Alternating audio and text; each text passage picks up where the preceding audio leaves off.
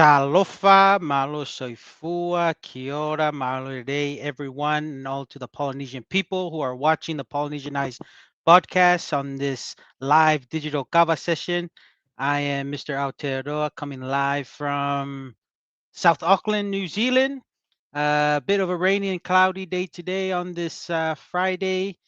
It is good to be back from Mm. what is it? The Aussie land, The the land down past under, few, the land the down land under. down under, for a wedding. So went with the family. So it's good to be back here in Aotearoa.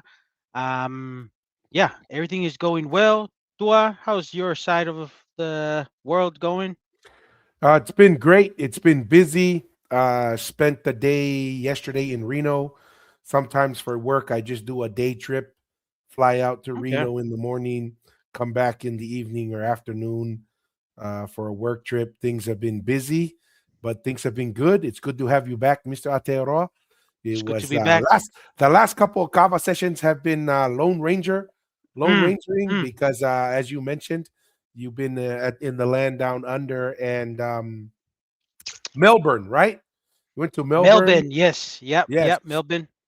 So as you went through your visits, Mussy, what was it like? I've never been to Melbourne, so Ooh. what's kind Uh of the feedback? yeah. I've every time I go to Australia, I've only gone to New Sydney, mostly around Sydney area, New South Wales. So first time to go to the state of Victoria, Melbourne, it was a lot cooler. One thing I noticed, because every time I go to Australia, the toll lane is what I always remember. Like everywhere I went in Sydney, there's like toll just to go on this freeway here, freeway there, toll everywhere.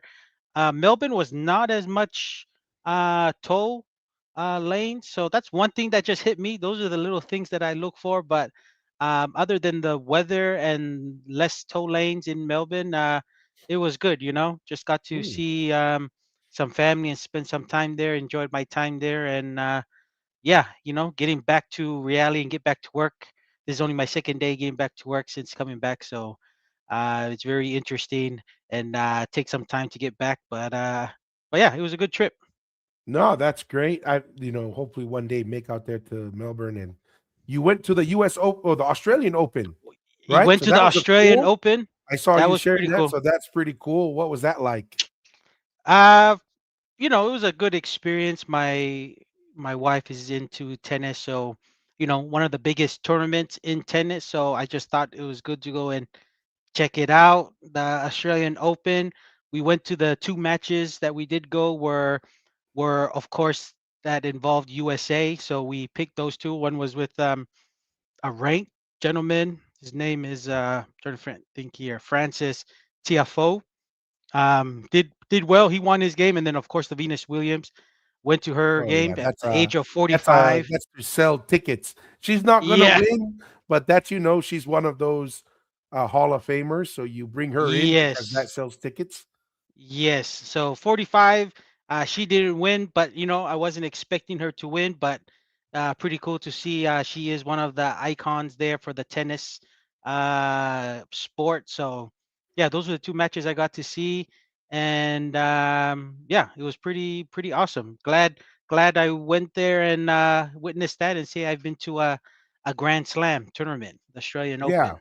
So and honestly, that's something that I think I appreciate you sharing that, Mr. Atero, because I don't think some of our critics appreciate um the fact that we've seen good portions of the world.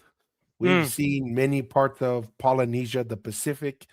And so I think that matters, that we've been around, we've been to Europe, you know, we've been throughout Polynesia, America. I don't know if you've been to Asia, but I know your wife has gone to Asia multiple yeah. times. Hmm. And so that that that I think brings some value. That's one of the things we bring is that perspective. And I think that's why I wanted to kind of have you share that because I think that's important. Yes. No, awesome. Awesome. And I just want to mention too before we kind of move on, to let all our viewers know that we are coming live to everyone from YouTube, Facebook, X, Instagram, and Patreon. So we're really looking forward to kicking off this live digital cover session with a very interactive session. Marlon. Yes, 100%. And going along with that theme, Mr. Atero, and housekeeping, appreciate all the paying members on YouTube. It really means a lot to us. We Yeah. um, we try to provide, especially our interviews. We give early access to Yeah. paying members. That's one of the ways that we kind of show our appreciation. Also, another way that we show our appreciation to Polynesia, to our paying members, is if you make a comment as a paying member, we bring your comment up to the front. And then also, if you want to have a question or a comment, that using the super chat goes a really long way. Yep. And hey, Mussy, it's Yo. as we get busy, we won't get to every comment, but here's a good funny comment, Mussy. Maybe you can have a answer for this one.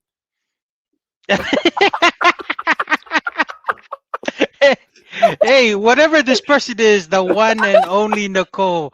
Maria AI Nicole. Hey, I think are you just talking about Tua and I? Huh? Don't bring all the rest of our Polynesian brothers and sisters. It's just Ay. say you're just referring to Tua and I. Eh? Oh Yeah. Yahweh.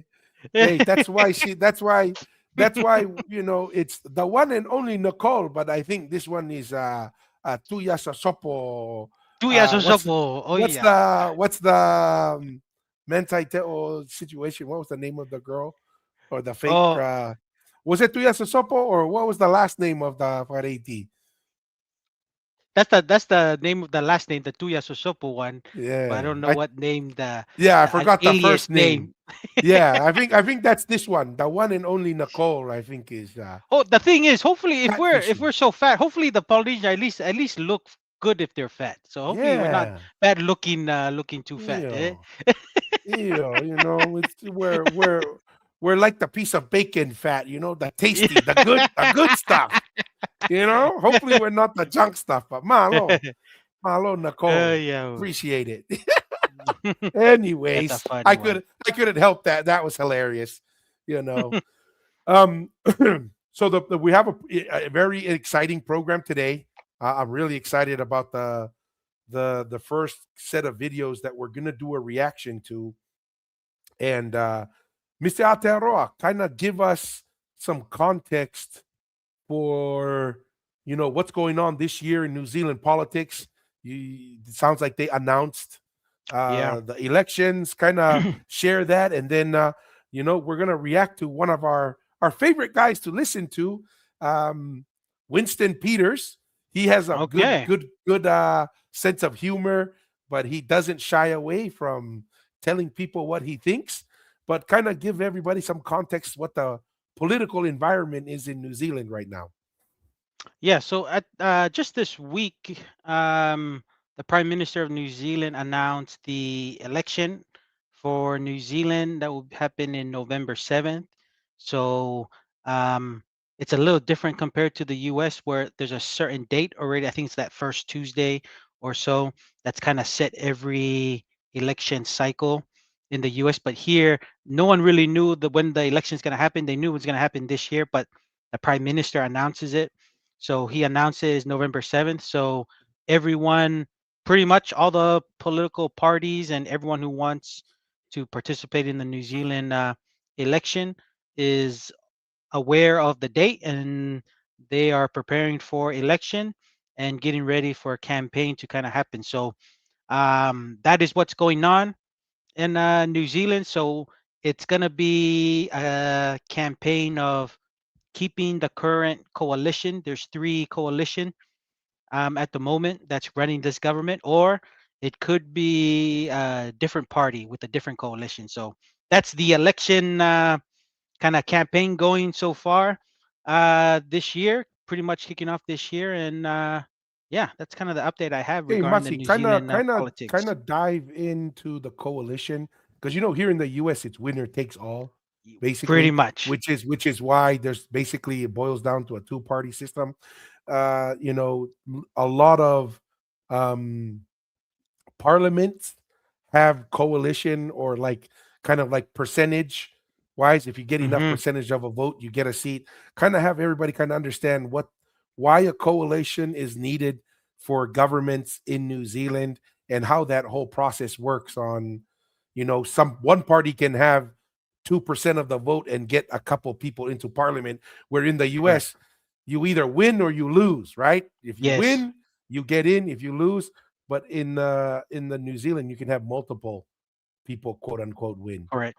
Correct. So if you're a political party and you're running and you don't get they call it the majority of the parliament seats or percentage within parliament, you have to work with the other parties that have a certain percentage to get you over to that amount for you to have the majority. So, for example, for let's take New Zealand as an example, that's happening right now. There's the is it the National Party of in New Zealand? That's the majority, and I think they hold maybe 28%, and then they add on to the ACT Party, which has I think around 12%, and then the New Zealand First has 7. And then you combine all those percentages, they give them the majority compared to the other opposition side, which is Labor, the Green, and the Maori Party. So they're all in the Mm, minority. With those three, they don't have enough um, percentage or votes from the people during the election to give them the majority. So it's the National ACT Party and the New Zealand First, they have enough votes. With them three together, they all have an agreement of what policies they're going to pass together. And at any time, if one coalition, let's just say, did not like what the party did or they didn't hold them to their promise while they were in government, they can pull out and then the government can go into to another new election if those that coalition does not hold. So this coalition has held for about 3 years now, 3 year this year. So that's kind of how it works. And there is times that when you're up when you have a party that has the majority votes from the people that you are able to have enough seats in government, you can go ahead and govern on yourself. But mm. that's it. All depends on how many votes the New Zealand public gives the party during the election. Because here in New Zealand, they vote. They have we have two votes: vote for the individual and then vote for the party. So you get two votes to vote, and it's the vote to the party that builds your percentage to see how many seats you You get get in, and then the political leader within that party can get to pick with in their kind of who will go in to represent to the the party seats. in these seats. Yes. So Wow, I didn't realize that you can just vote for the party and let the party pick someone yeah, to fill that seat. So they give a yeah, lot of power to the party to yes, just party. determine, like, oh, we're not as concerned on the individual. We'll just pick the party, and then the party can pick Yes. whoever. Well, yeah, and it does. It's almost like you know how like during presidential election the turnout tends to be a lot higher than Hmm. non-president because they deem the president election as almost like the leader of the party. It's kind of like here in New Zealand where the leadership takes has a big influence on people casting their party vote, is what they call it here. So yeah, Interesting. it's yeah. Okay. With that being said, Mr. Atearoa, um, how many parties are out there, and which one captures the dreams and the hopes of Mr. Atearoa in the politics in New Zealand? So the ones there's a lot of parties, but I'll name the ones that actually have got into parliament from my understanding. So just like what I mentioned before, National, New Zealand First, the ACT Party, Labor, Green Party, and the Maori Party. So it's six that I know Six of that main are players. six main players that have actually gotten to government. So within those six, I'm a more of a New Zealand First party supporter, mainly because their social Their social issues are in line to my values regarding traditional marriage, pro-life. Those are the two big ones, and they've all voted against it in those things.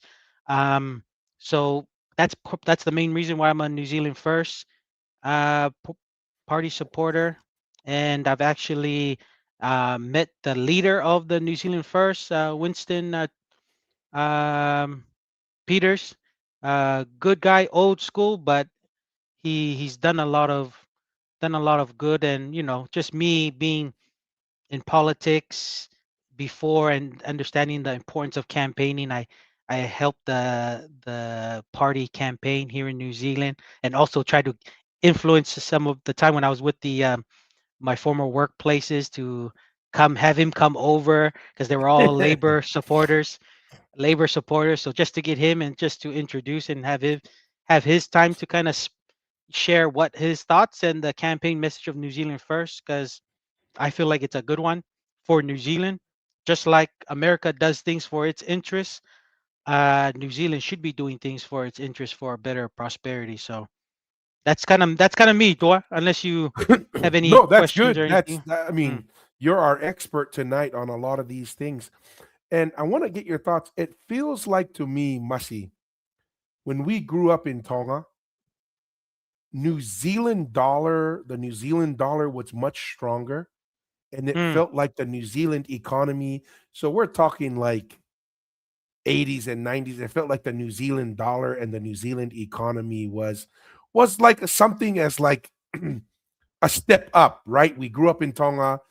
We would go visit the United States, but the New Zealand dollar we would exchange, and it was still really strong. But it felt like, by the early 2000s, late 90s, like the New Zealand dollar was like kind of almost the same value as a paanga, and it Paanga, yeah. and it didn't have the same like Didn't seem punch that. to it, Yeah, yeah, and yeah. and and I look now at the New Zealand economy as I look at it more, and I wonder. I mean, if I don't know what's going on, and we're gonna react to some videos. A lot of them are of Winston Peters, because I you know how it is, the algorithm, right? You watch one Mm, video, then all of a sudden it keeps recommending a whole bunch, and they were New Zealand First, and I saved some of these videos, and I was like, oh, we'll wait on doing these reactions until Mr. Aotearoa comes back.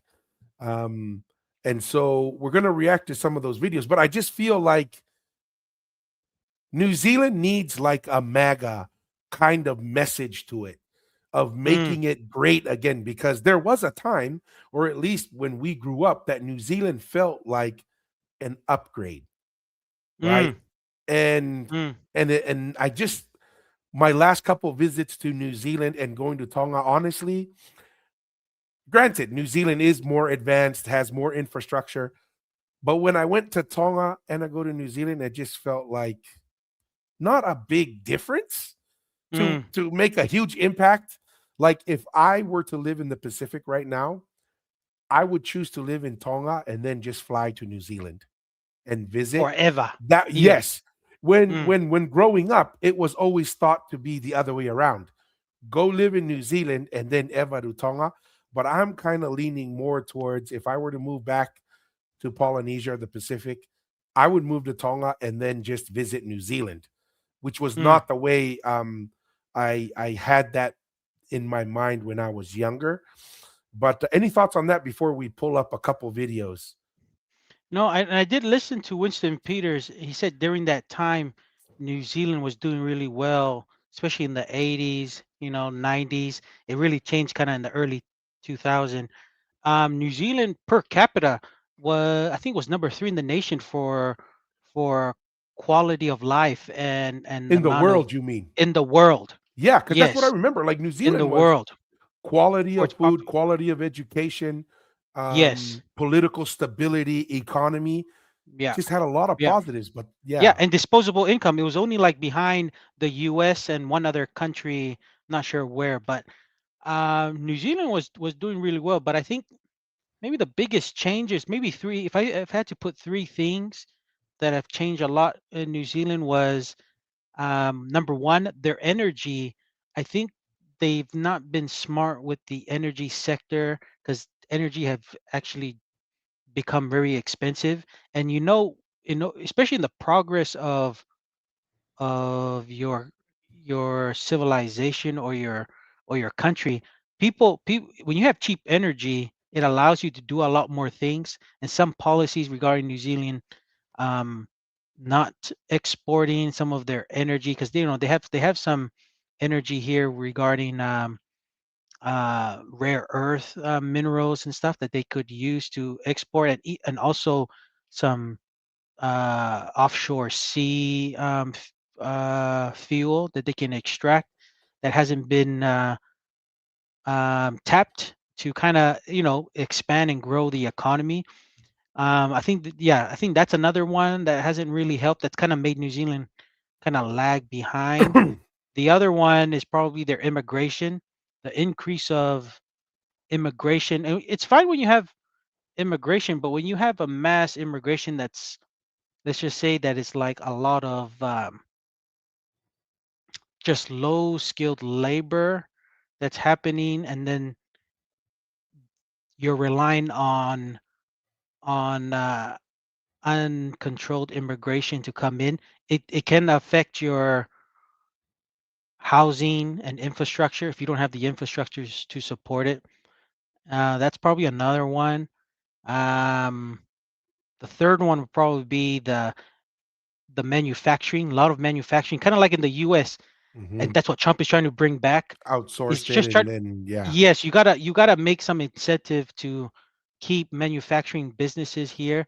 Just last year, there was a couple of businesses of like wood making and paper mills that actually shut down in the countryside, just because of expensive electricity, the energy, right? So I think the manufacturing has actually hurt a lot of the the blue collar workers here in New Zealand. That's probably not has helped with the prosperity of New Zealand to keep it going. And with the also with the income and that when you rely a lot on other countries making your stuff, that that affects the prices and may increase the cost of living here and there because now you're going to use more energy to buy those things to come. That can Mm. probably affect, and also the standard of living and people keeping the money here in New Zealand with the manufacturer. So, those are just my thoughts on those things there, Tua. But that has changed. But cost of living in New Zealand, it especially in Auckland and some of the bigger cities in New Zealand is still very difficult for many families. So that will probably be the big campaign Big going issue. on this year. Yeah, going on to Okay. this election year. Yeah, I wanted to bring this up, Mr. Altero, because I think this is important. What a lot of people need to understand, to me, I mean, I'm in the energy Mm, sector, right? Like that's energy infrastructure. That's where my experience is. That's where my background. And this graph, it tells you energy consumption and the income per capita. As you can see, there's no country that is low consuming of energy and high income. Everything is driven by energy, mm, right? If you have low energy consumption, that means you're not producing, that means you're not manufacturing, that means you don't have the infrastructure. So this is why energy and the cost of energy is a big deal, right? And the cheaper the energy, what it really means is cheaper energy not only means cheaper costs for goods, but it's cheaper to make goods because it takes energy in mm, manufacturing to make things. And so this is what I think a lot of people don't understand. It's like, there's a lot of discussion on the AI race, right? Everybody wants to go build data centers. Everybody goes to build all this stuff, but you know what they don't talk about, and they're finally realizing now. If you build the data center but you don't have the word, electricity, it yeah. doesn't matter, right?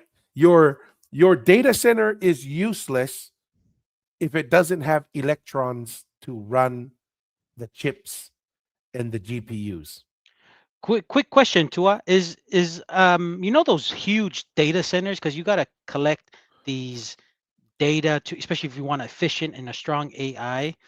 Um, has is those data centers really solely on oil, or are they run on like renewable energy? How are those data centers being run at the moment? Because the majority of the energy in America, and I believe around the world, is not renewables. The majority of these data centers are run on natural gas, Natural coal, gas. diesel, Mm, okay. right? Like that's what's really driving it. I mean, the renewable sector is growing, and I love solar and I love battery storage, but there are weaknesses for both, right? There's pros and cons Mm, in using the right technology at the right time, but the majority of the electrons produced in the world right now are from thermal, right, which is mm, combustion power mm. generation. And so that is something that is important right now. I mean, at the end of the day, the electrons is who can make a cheap electron or electricity is who's going to win AI. Oh, heck yeah. Yeah, heck yeah. You know, Energy. Whoever can have the cheap oh, uh excuse me. energy to run its country is gonna dominate the world pretty much. No, no, really, because really it comes down to who can generate energy. Real quick here to recognize our paying members. Mel, always Hey, great to hello hear Mel. from you. Malo Mel for your support and appreciate it. So just a shout out to Mel. So with that being said, let's open up. Let's bring this back to the front here and let's open up a video from Mr. Peters himself. Winston Peters. Yes. Make All sure I right. have the volume up. Right Honourable Winston Peters. Can I begin, first of all, by passing on my condolences to Edwin Perry and his family, a former Maori, an MP for New Zealand First, with a very proud tradition of representing his country as did his parents. The second thing I want to say is if you've just heard two speeches, one from Te Pare Maori and one from the Green Party, you can see that there is no sincerity in what they're saying because their speech had to be written for them. They came down there, not in a Maori way, just read out the drivel and thought it would be acceptable. And of course, he never stopped. Having had the first 2 minutes, he's never shut up ever since. Had the first 10 minutes, never shut up ever since. And as for the last speech from the Green Party, it can tell you why it is that for 53 years, since 1972 under the guise of the Value Party, they have never, ever been in cabinet. And they never will be. 53 years, never. So the Green Party is like they've never been part of a ruling or coalition. Is that what he's saying there? Is it yeah, I think he's saying it's the green. He mentioned the green and the Maori party, right? Because Yeah. I think yeah. Is he referring Yeah. to the green? Because if it's the green, I'm trying to think. Have they been in? They've actually supported.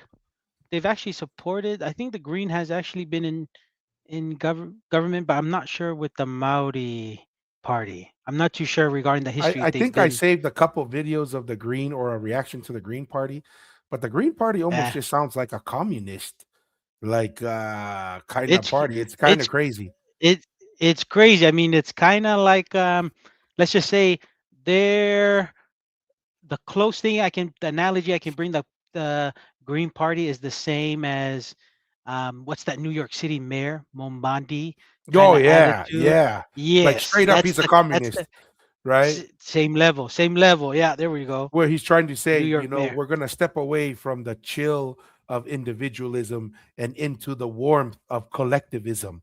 And I'm like, okay, you do know that communism killed hundreds of millions of people, Yeah, whether it was from starvation or from, terminating them for opposition. So it's correct. some people never learn. But I mean, Winston Peters here, man, he does not mess around, Yeah, right? And he just yeah. goes, you guys can't even He's an speak. You alpha. guys He's have an some. alpha. Oh, yeah, he is Yeah, an alpha. That's a good Yeah. way to put it. Made it in cabinet, and you can see why.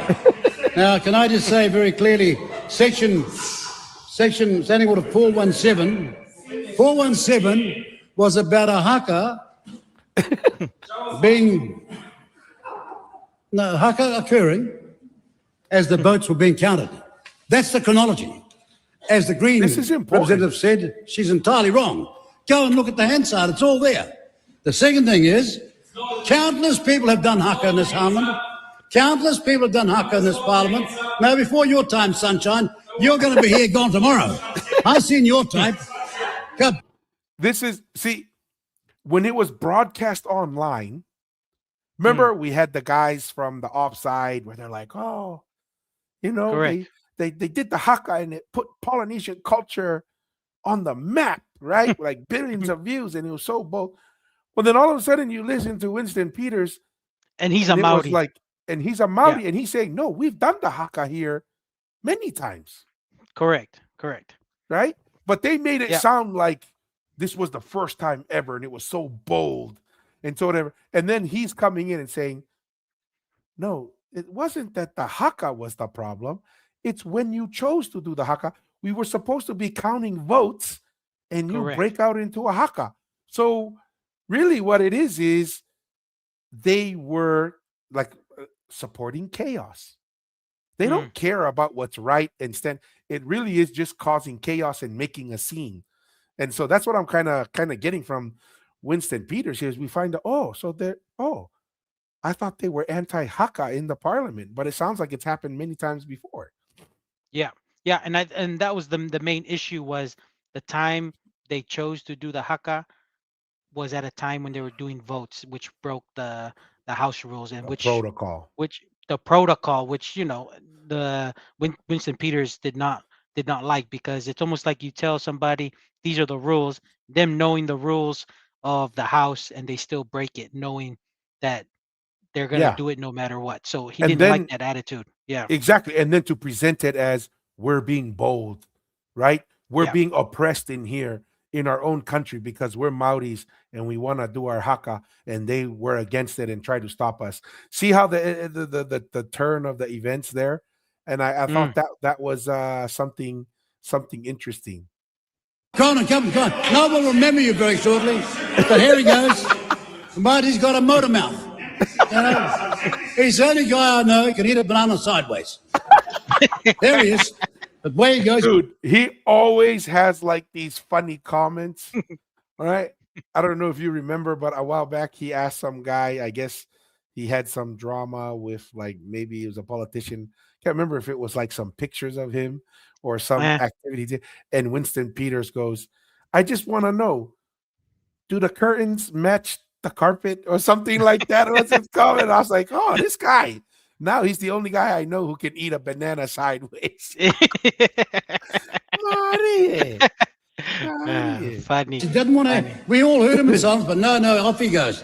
Now, haka have been done countless times in this parliament, but after first consulting the speaker, so that the House and its timing is not disrupted. That's what happened here. There was no attempt whatsoever. Worse still, they told the media they're going to do it and didn't tell the speaker, did they? That's the truth, isn't it? Or am I hearing in denial? No, I'm not. That's the way they think they can behave. The Maori Party are a bunch of extremists, and Middle New Zealand and the Maori world has had enough of them. In fact, in the last 24 hours, the one in the cowboy hat who hates colonialism, the one that's shouting down there with the scribbles on his face. With the scribbles on his The face. guy that's got half the South Island hanging on his neck. Can't Point keep of order, quiet for 5 seconds. Mr. Peters. This is a point of order. Taku te whiris. E ai ki ngā tikanga o tēnei whare, o That te whare, was merciless. Because I guess the guy has like the tau all over his face. Yes, the tattoo all over his face. And where's the cowboy hat? He's like, oh, that That's guy the- wearing the- the cowboy hat with scribbles on his face. Yeah.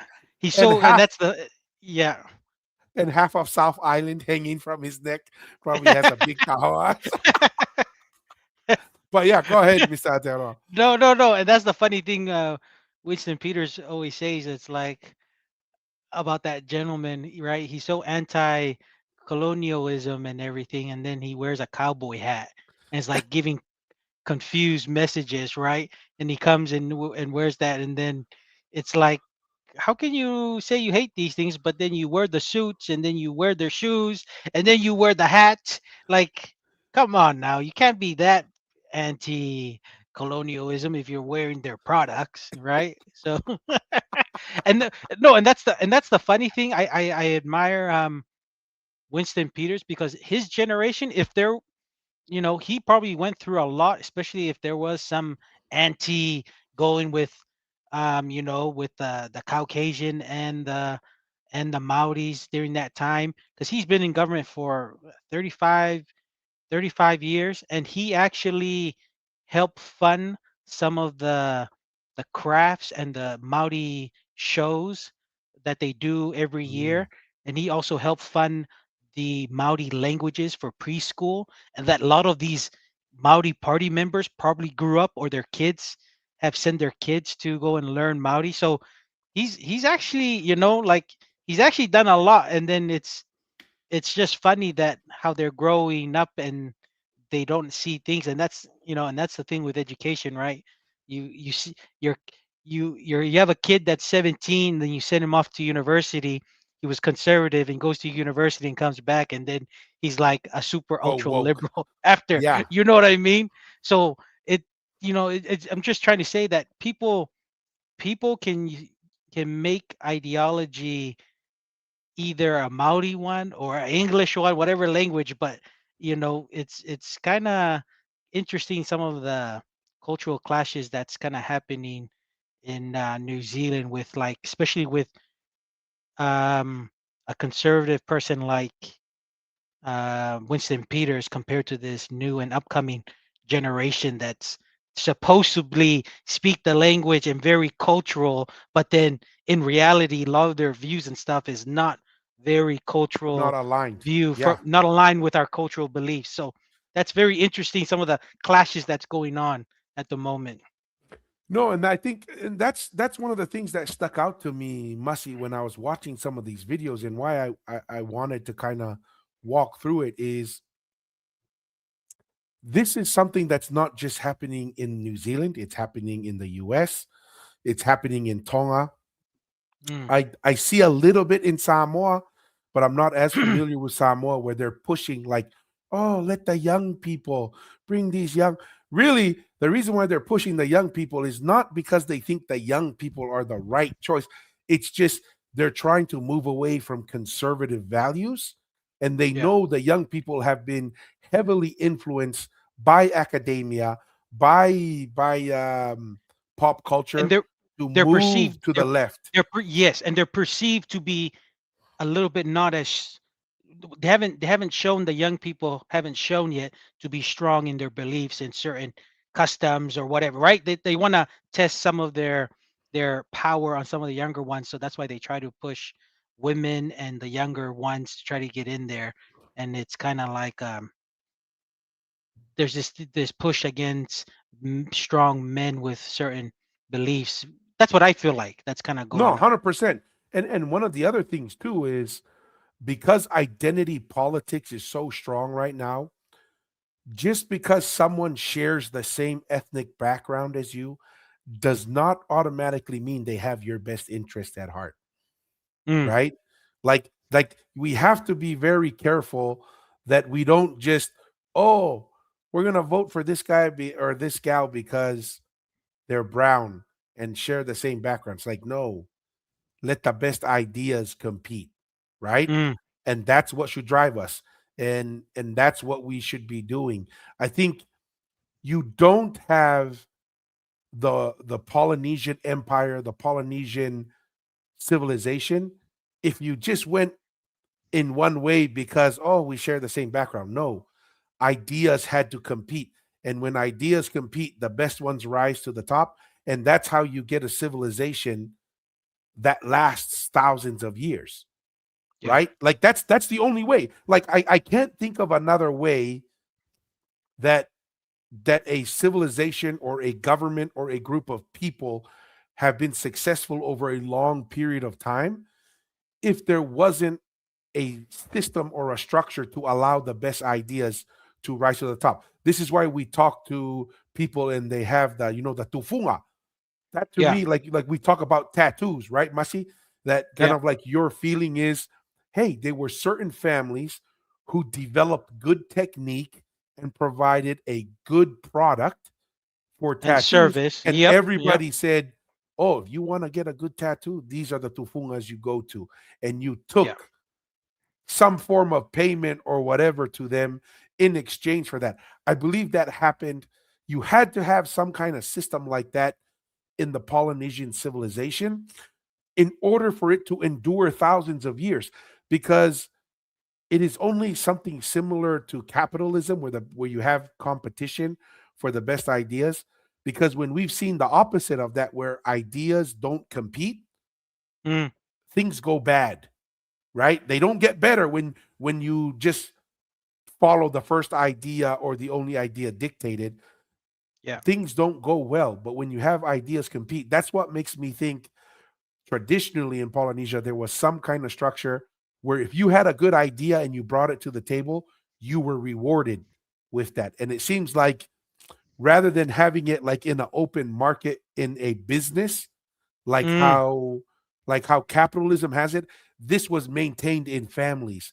And it was like families maintained a certain knowledge, and it was kind of like a family business that yeah. this knowledge or this skill was kind of maintained and developed. But just some thoughts there on why this Yeah. is relevant to not only modern day but also kind of traditionally in Polynesia. Yeah. No, and I'm gonna, when you were speaking to it, I was just thinking like even you know, the Maui clan. Do you know that title? You know that Hmm. idea of or knowledge of just traveling through the stars and ways to improve your sailing, navigating the ocean. I think anyone could have had the title Maui. Was that like a family thing, hierarchy? What's your understanding?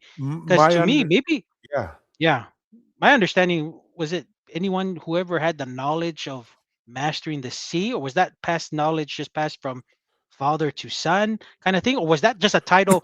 Hey, you're the master navigator of the Polynesian Empire. You have the title Maui, and then when that Maui's done, whoever I guess is perceived the next top navigator gets the Maui title. I don't know. That's what I'm kind of thinking because that's the whole competition there with services that or skill that you've developed throughout the years and that you have a skill to move entire groups of people or Hmm. even taking high, let's just say wealthy families to go, let's just say to a different country, whether that could be Asia, because there is, if you can master the seas in Polynesia, there's no way you can't master to going to Asia or to Around the globe. Southeast Asia, the Yeah. Americas, taking wealthy families who can sponsor your fleet and your ship to go. So I'm just thinking,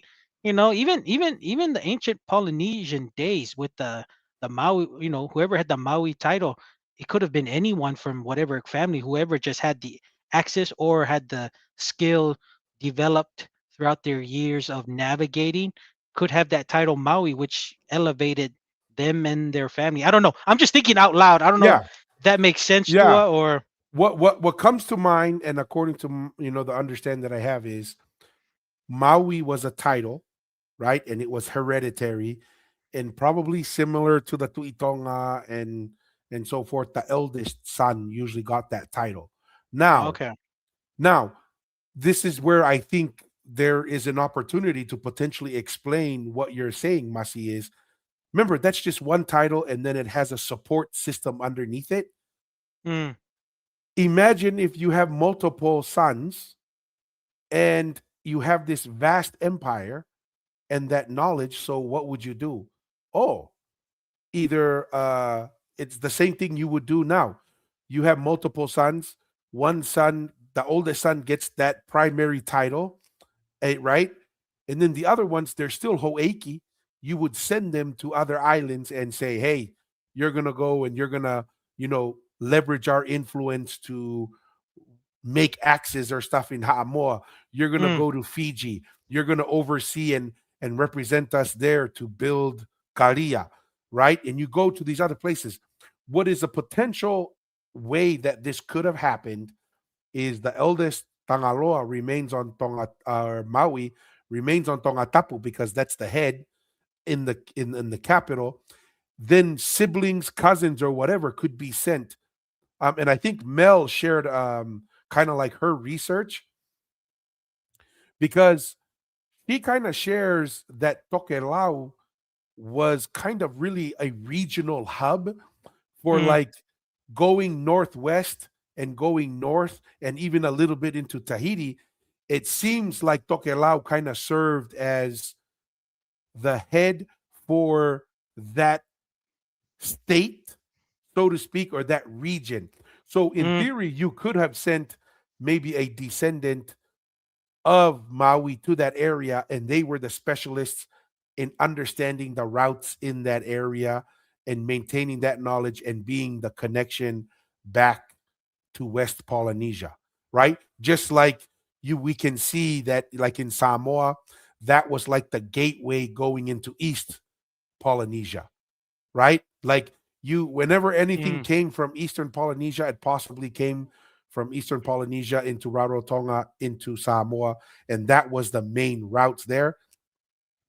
And even amongst the navigators, there were some navigators who had their own unique skill sets or tools, like we talk about Manua. Mm. The some of the oral history in Tonga says the first main family group that went there with the navigational knowledge, with that influence, was the Moa clan, and supposedly one of their techniques of finding land was having a rooster Mm. with them, and that was Mm. one of the ways they were able to, you know, it's funny, but that's hey hey from Moana. I don't know.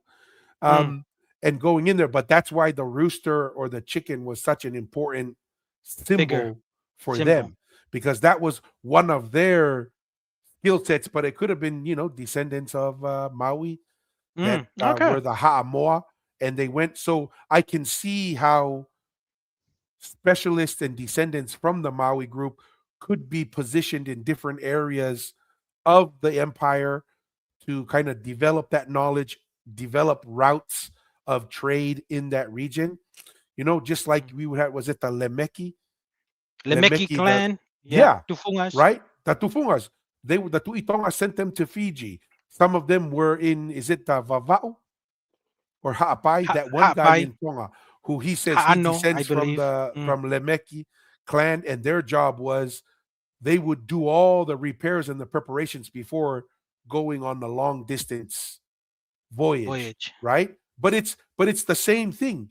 It's a clan, it's a family that has a special skill, a special knowledge, and that knowledge is not just held by one person. It's kind of shared among them, but one gets the main title, and then you would take other descendants from that Ha'a and move them to Fiji, move them to Different this around. island. And let's say we're in Ha'amoa as well. We're doing a lot of exhibitions out to Eastern Polynesia. Put one of the Lemeki clan members Mm. over in Manua or in the Cook Islands or Larotonga, right? To Mm. be hey, whenever the ships come out there, we can do the repairs or whatever. But I mean, that's kind of what my thoughts are, Mussy, on that. Okay. No, I was just curious because I wasn't too sure with the Ha'amaui if that was a father to son title or not. So that's why I was just kind of thinking out loud on that. So yeah. And then Here's what a what was your here's an thought? What? interesting comment here, real quick, Mussy. What are your Okay. thoughts on this? And this is from Marietoa Samoa. He says, "Yeah, I heard the island of Puka Puka in the Cook Islands was pretty much a trading outpost for the Tuitonga, which was run by Samoan loyalists to the Tuitonga Empire." That's Mm. interesting. I've never heard that. What are your thoughts on that, Yeah. Mussy? I think it was Puka Puka the one. I think we did have a short video The of origin story there. Lalo Tonga, yeah, gentleman saying with Puka Puka having some ruins and I some think they evidence called it of tongues. Mangaya. There's Puka Puka Mm. and Mangaya that they had some ruins over there that Oh, they said Bangaya. were Oh, for, okay. yeah. Okay. I think Mangaya could be a different island, but Pupuga could be another island unless Pupua is within Mangaya. But I mean, yeah, I mean that's kind of I think what you shared, Tua. Um, everyone was working as part of the Polynesian nation, supporting the Tuitonga, whatever the affairs or supply or trades that were happening, and yeah, I mean, and then there were assassinations that happened if a family group didn't like what the Tuitonga was doing or whatever. So that's kind of how I think how the affairs went in the ancient times, kind of thing. Yeah. I don't know. That's just my thoughts there. No, and that's the thing. That's the thing. That's and I appreciate you sharing that, Marietoa. I think the only thing I would add to it, Marietoa, is I had this kind of mentality as well when we started this whole podcast and this journey. Was there was the Tongan Empire, and then there was, Samoa was like this separate entity. But the more we've dug into it, Marietoa, and it's kind of like just saying the loyalist to the Tuitonga. I don't see it as loyalists because they were the same family and the same people, Mm, right? Like that's kind of my perspective. It's just that was the structure that provided the network. So it's it's kind of like, to me, I'm starting to look at it as like it would be kind of silly in Tonga if we were to hear, oh, Homa had their own group and they had their own structure and they weren't part of Tonga Tapu, right? And say, oh, mm, they weren't loyalists to the Tuitongas. Like, well, they there's a lot of chiefs that married into the Tuitonga family and the Tuihatakalaua and the Tuikanokopolu. mm, So they really weren't a separate entity, right? They're really the same people. And so I would just mm, say that she's saying that they're loyalists to the Tuitonga. It's like they were the same people. The mm, Samoa was a very important part. We say the Tuitonga, and we automatically think, oh, Tonga, right? But we correct. need in our perspective is when we say Tuitonga, it's really the entire Polynesian nation. And to prove that point, Marietoa, this is why I really changed my perspective. There were many Tuitongas, their mothers were Samoan. So so let's use the example of Talakai Faiki, and we learned this speaking with Jake, and he's very knowledgeable on the oral history and the genealogy. He goes, you know that the mother of Talakai Faiki was Samoan, and that the village where Tuna and Fata attacked Talakai Faiki, was the village his mom was from.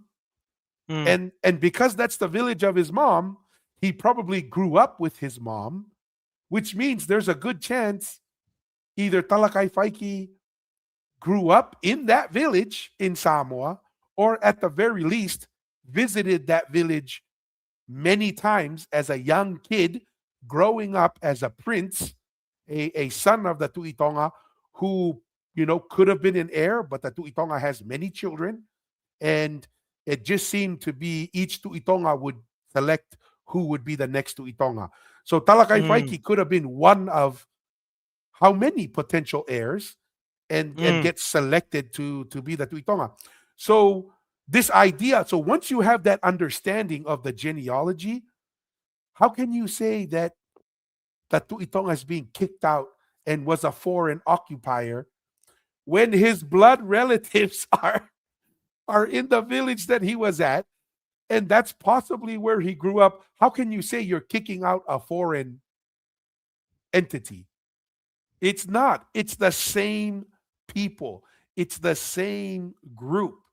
And really, the reason why we think the way we think now, and I used to think that way, it was because of colonization, right? Where everything got cut up, and now we can't help but reflexively think that way. Oh, Samoa was its own nation, Cook Islands was its own nation, Tonga.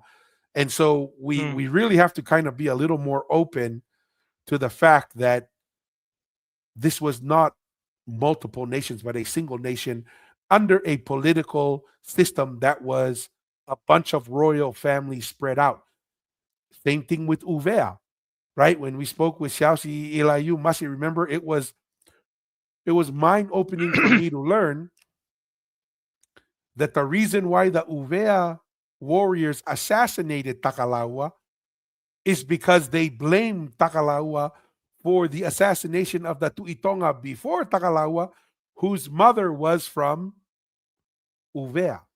Mm. And that's why they retaliated against Takalawa, is because they said, hey, you killed our king, right? And our Yeah. king was the Tuitonga, but he was kind of extra special to us because why? He grew up with us. His mother is from Uvea. And then all of a sudden, you take that same this kind of perspective of Talakai Faiki in Samoa, and you take that same thing to the Tuitonga from Uvea, then all of a sudden it's like, oh, there is no nation of Uvea and Futuna. That's just all part of the Tuitonga Empire. Mm. That's kind of the perspective there. Nice Any thoughts on question, that, Masi? Marito. No, I was just thinking because right, the two stories. I'm just trying to understand here, like I'm trying to understand the dynamics. The two stories that we've kind of uncovered since doing the Polynesianized podcast with Talagay Faiki in Haamoa with the whole kind of dispute that happened. One was a religious one. What? That's the Hmm. other idea. The other one was he was cruel, and then I'm thinking he was extra cruel for some reason in Haamoa while he was there. And I'm just trying to think maybe when he was growing up with his mother, maybe because remember, I'm sure there was maybe other Samoan, maybe Haamoa women in the area that had kids because having multiple wives was a common practice. And who knows, maybe he had a bad experience growing up, and maybe that's why he was extra mean when he had the title that he could have been extra bossy or whatever. If that's the other idea, right? If because they say they revolted because he was extra cruel to them, and it could be he had other, maybe he grew up with some of the other kids, have siblings from other mothers in Haamoa that because I'm not surprised that especially kids, it's a very dangerous when you are when you have multiple wives and they all have sons, and families are trying to elevate their sons to be the next or groom to be the next to Itonga and prepared, there's probably some ill treatment or Hmm. mistreatment happening. And I don't know if he had a certain way every time he went to Ha'amoa.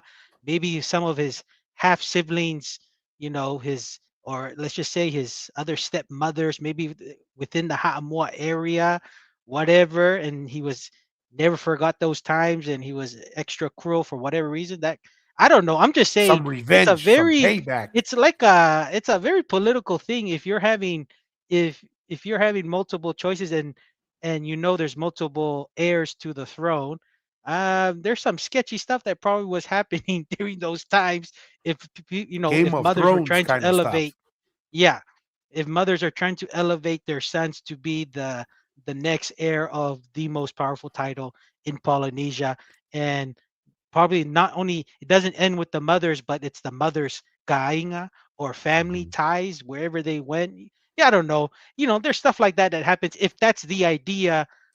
Because Yeah, right, those are the Masi. two ideas we come if And, the ill treatment and the religion. But I'm just thinking out loud. Why and we would gotta why would Talagai Faiki be so cruel if that's cruel like that. Yeah. And yes. here's another potential example, Masi. Remember, it was not unheard of for the Tuitonga to marry two sisters.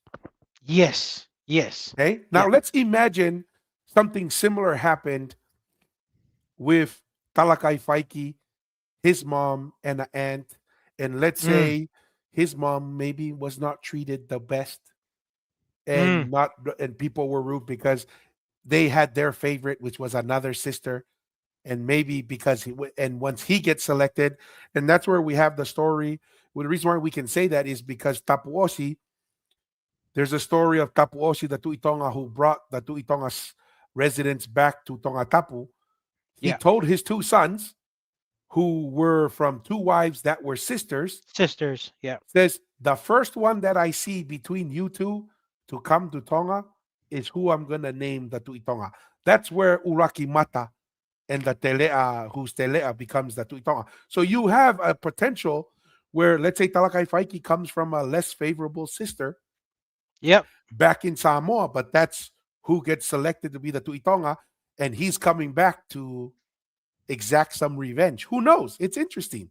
Yeah. Yeah. And it's funny you brought up that story with Tapu Osi and his wives, the two sisters, and that's two sisters from Haamoa. You know what I mean?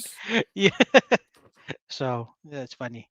Yeah. So once again, appreciate the comment there, Maria Toa, but just some thoughts there. Yeah. Let's come back to Mr. Peters. All right. Whakapara hako o te tangata kāre whakaingia.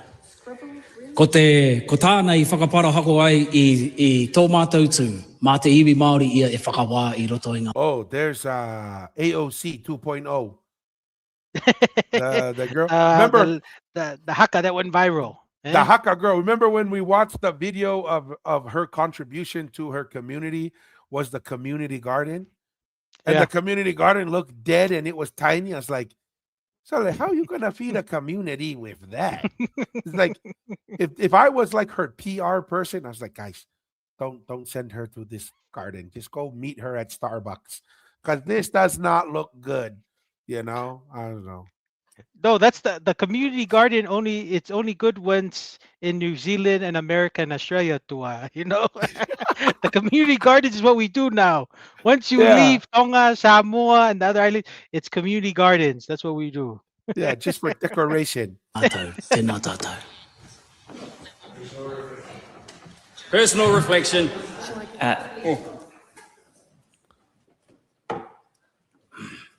I love how the over here it's very energetic and colorful. Scribbles. Thank you, Scribbles. Mr. Ferris. I think the point that's being made here is that Mr. Peters' remark about Mr. YTT is rather Mr. disparaging, Scribbles on his- and so I invite Mr. Peters to refrain from comments like that and to actually withdraw and apologise, please. Pardon? Apologise for what? Would you itemise what you want me to apologise for? Well, Mr. Ferris has indicated the reference to the tamako that Mr. YTT has, and so I invite Mr. Peters to If I've withdraw. misdescribed this tamoko, I apologise. I'd easily do that. But the rest of it, I hope, is understood to be true. This person that hates Western values and wears cowboy hats in this parliament is, as I say, an extremist. And the Maori world has had enough. In a poll recently, the majority of New Zealanders massively said that either the Select Committee's finding was correct or should be more severe. Not less severe, more severe. And out there in ordinary New Zealand, they understand what we're doing. New Zealand is a democracy, and whether the Party Maori like it or not, and using Maori culture as an excuse for their disgraceful behaviour is an insult to Maoridom. Yeah. Some of us were working for Maori before you were born. They've got no record of done one thing. Not one of those people can rise up in this house and tell you one thing they've ever done for Maori, apart from bleeding Maori resources in a marae up in Auckland. Apart from... So it sounds like they were under investigation. The Maori people, the Maori party, for like misusing funds. Misusing funds, and not only that, they've actually used like a Maori business and taken their names to help them in their registering votes of people. So that's like that's Minnesota another thing. 2.0. Is this Minnesota 2.0 going on here? To help the Maori party, and there's some other investigations happening within some Maori businesses that are using government money to help with their campaigns. So kind of like a Minnesota using the Somalis people to help fund Democratic campaigns. Activities. No, and that's the thing. This is why I'm always skeptical with someone who brings identity politics as their rallying cry. Is if that's the when we talk about competing ideas, it's a it's the easy way out, or it's the cheap idea to say, "Oh, because I'm Maori, you should Yeah. vote for me because I'm Maori." It's like, is that even an idea? Is that even like a vision? Like, I'm always skeptical about that, because a lot of times that's what it leads to. Is it attracts, because it's such an easy message, and it's so attractive emotionally, that you can get people in the short term to just vote for you, and you get power and authority. And we've seen this in Tonga, right? Hmm. The king's oppressive. Vote for me, and I will get in there and I'll fix everything for you. And then you vote for them, they get them in, and then everybody's like, "What the heck did we get ourselves into?" You get rid of them, and then they've never been in power again, right? Yeah. So I'm always skeptical when someone just comes in and says, "Vote for me because of my quote unquote identity politics," rather than a vision and ideas that are competing solely on the basis of the idea and the values that the ideas are trying to portray. Mm. Yeah. No, exactly. Always got to be weary, man. Always got to be weary. Yep. Far from fleecing the Maori people out in South and West Auckland. It's all there. Hundreds of millions of dollars fleeced off the Maori people. But I'm telling you what, the teats just run dry. We're not taking that bit of bear anymore. You got the law coming for you, and you can shout as much as you like, but your day in court's going to be coming. No will be Maori Mercy. or non-Maori should accept the behaviour of the intent of this party of absolute extremists, screaming out that everybody else in the parliament is here only by their behest.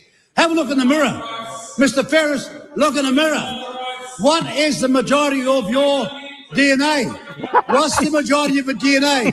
Well, if you're disgraced by your European DNA, we over here are not. We are proud of all sides of our background because we are New Zealander. We are New Zealanders first and foremost.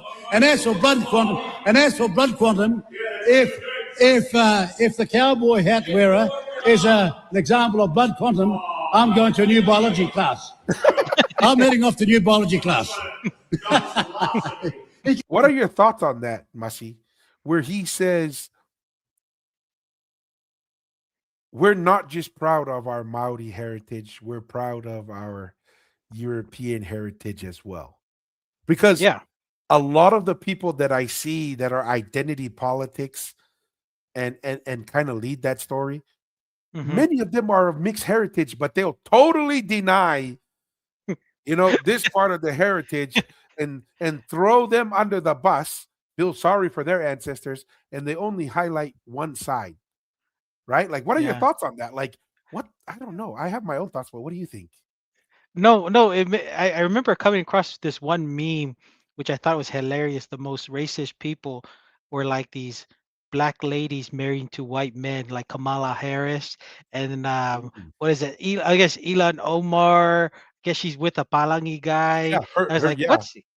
Yeah. So they're like, and it's so weird. And then like some of the like strong conservative or have traditional views were like, black couples and just like these different, but like there's like what's so weird with these mixed race that only identify, they say they hate the other one, but then they're like that's who they married to the marry. other. Yeah.